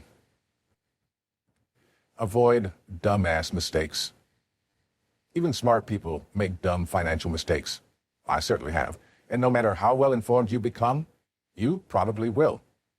Ideally, there should only be 2 causes of financial mistakes: bad information and flawed reasoning. If we had the luxury of always being perfectly rational, then we could take stock of all available information and compute it into an accurate conclusion, allowing us to make smart financial decisions. Regrettably, things are not that simple. Humans are not perfectly rational, and whilst bad information can be problematic, more often than not, it'll be your own beliefs and decisions that present the greatest challenges when saving, investing, and generally managing your wealth. We make decisions based on our emotions and support those decisions by rationalizing them. Unfortunately, however, it's unbelievably easy to rationalize a bad decision and continue making poor decisions whilst blind to the consequences. It is possible to guard against making bad decisions, but to do so, you need to be alive to the risks and to develop a base level of knowledge that will ensure that you don't fall victim to the most damaging self-caused dilemmas. With this in mind, there are several self-sabotaging mistakes that you should keep a particular lookout for. Don't play hunches in the market. In investing, following what you think is a hunch is usually just gambling on the markets. Even if you're buying or selling your holdings based on a confirmed news story, you risk managing your money in a reactive rather than a proactive manner. To become rich, you have to handle your money with purpose and make it work for you rather than spreading it around indiscriminately. The same goes for blindly following financial advice. In today's connected world, we have endless amounts of information at our fingertips, but not all of it is equal, and much of it is plain wrong. Commercials, targeted ads, and other forms of media feed us a constant stream of financial advice. The problem is, much of it is little more than marketing, or is otherwise incorrect or not suitable for your individual circumstances. It can be hard to know what's helpful or not when marketers use psychological methods to encourage people to act on information. And so, whether you take the time to learn about the markets or turn to a professional to help you, acting on a hunch shouldn't be an option. Do your research, follow a process, and, failing all else, at least use collective investments like funds to ensure that your money is managed by someone who understands the market. Don't get involved in an MLM. If you use social media, you probably have an acquaintance who posts a lot about their booming business career. They claim to have a flexible schedule, financial freedom, and an at-home startup business that they love. On top of all this, they probably preach about getting in on a great opportunity at the ground floor and market fairly generic-looking cosmetic or homeware goods. Unfortunately, there aren't thousands of Americans out there earning serious money by helping their friends get into selling basic products. Instead, these people are involved in multi-level marketing companies, MLMs, and they work and embarrass themselves just to line the pockets of the select few at the top of the tree. MLMs, which often coincide with pyramid schemes, can be enticing, but they really aren't the gold mine that they pretend to be. There are lots out there, and I recommend reading up on them. Amway and Mary Kay are MLMs that have been around since the mid-20th century, but new schemes open up all the time. Anybody can become an MLM consultant. After all, the more people that join, the faster the leaders make the big bucks. But only if they can afford the starter kit at around $100 and the ongoing cost of the products they try and often fail to sell. If you need any help in dispelling the myths pushed by MLMs, take a moment to consider that the Federal Trade Commission estimates that over 97% of MLM consultants wildly misrepresent their earnings. They might weave a gospel of prosperity, but they're little more than a scam, and anybody who wants to accumulate and maintain their own wealth should steer well clear. Red flags include unfounded product claims, such as cosmetics that work miracles and cure all manner of ailments, high-pressure sales tactics, an expectation to buy and stock minimum levels of generally quite expensive inventory, and mandatory yet costly trading. If an opportunity comes with these signs attached, it may not be a legitimate opportunity at all. Don't play at day trading. There are plenty of adverts for day trading platforms, experts extolling the benefits of shorting cryptocurrencies, and flashy sites claiming to train you to trade in just a week. Sadly, despite the great promise of day trading, it is, more often than not, a money sink. Day trading is, in broad terms, the act of buying and selling a security within a single trading day. You can do this on pretty much any marketplace, but it's most common on the stock market and with currency on the foreign exchange, colloquially known as Forex. Day traders monitor the markets, try to second-guess the forces that impact the price of securities, and execute trades using a highly objective system that is driven by logic, not emotion. The problem with day trading is not inherent to the activity itself. People can and do make a lot of money by investing in this way, and I'm not saying you shouldn't consider it, but only jump in if you have the time and ability to become an expert. Day trading is not something that can be done on an ad hoc basis, and for consistent success, you'll need to develop a system and spend the time scrutinizing the market to fully appraise any and all trades you intend to make. If you can't make a full commitment to day trading, don't get involved. Naturally, there are other risks to watch out for on the path to wealth, but provided you take an intelligent approach to money, it's quite simple to avoid them. Evaluate everything. Plot out your strategy, and don't just jump in on a whim. We all get enthusiastic, but don't do things because they're the best bad option. There's always another way, and thinking past the moment could help you to make better decisions. Start investing now. As I've said before, the sooner you start, the sooner you'll arrive. This theory translates especially well into the world of investing, and the biggest mistake made by people with the best intentions is waiting to start putting their money to work. The difference between people with a wealthy mindset and the rest of the population is that the former are constantly looking for ways to generate money.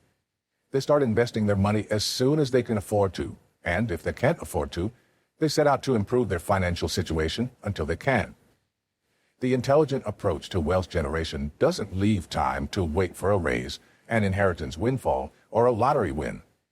Compounding works best over time, and leaving a pot of money in the bank whilst you try to earn more will do nothing but open up your capital reserves to the damaging effects of inflation.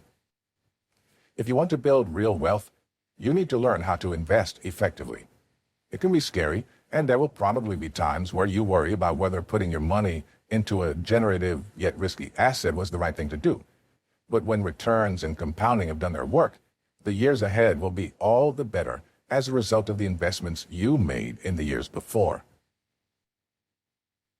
Don't spend your life trying to impress people. Ignore status and prioritize success. It's frankly far too easy to fall into the trap of lifestyle creep and goals that really please others more than yourself. Our celebrity-obsessed culture idolizes glamour and perfection, which are traits that cannot hope to be replicated when, in most cases, they're the work of photo editing software and reality TV acting. The difference between the truly wealthy and the superficially wealthy could not be more stark, and the primary difference between them is that the latter crave validation on a grand scale, whilst the former work away at their own challenges and goals. To this end, it's vital to prioritize your own success and not simply a form of success that pleases and impresses other people. To achieve wealth and become financially proficient, you need to think as effectively as you save and invest. Step 19. Establish what you care about and focus on it. Do you really care what other people think? And will you actually be happy when they think highly of you? Write down what concerns you each day, anytime you're preoccupied. Cross off the things that don't matter and realign yourself with your goals in the process. There's no need to keep up with the Joneses. Step 20. Work out how you can save money and do it. Try to cut your grocery bill by a third, either by shopping around or by buying fewer branded products. Tin, tomatoes, and toothpaste are pretty much the same, no matter what logo is slapped on the packaging. Sleep on any and every individual purchase over $50 and only buy when you're sure that it's what you want or what you need. Keep in mind the 20-30-50 rule, too, as this will guide and structure your approach to spending. Step 21. Invest now. Put your money to work for you ASAP. The sooner you start, the more you could make. Kick in the compounding now. Decide how much you can afford to commit currently and establish a target for regular investments. Work to close the gap between the two. Investing is the key to wealth, and it's within your grasp.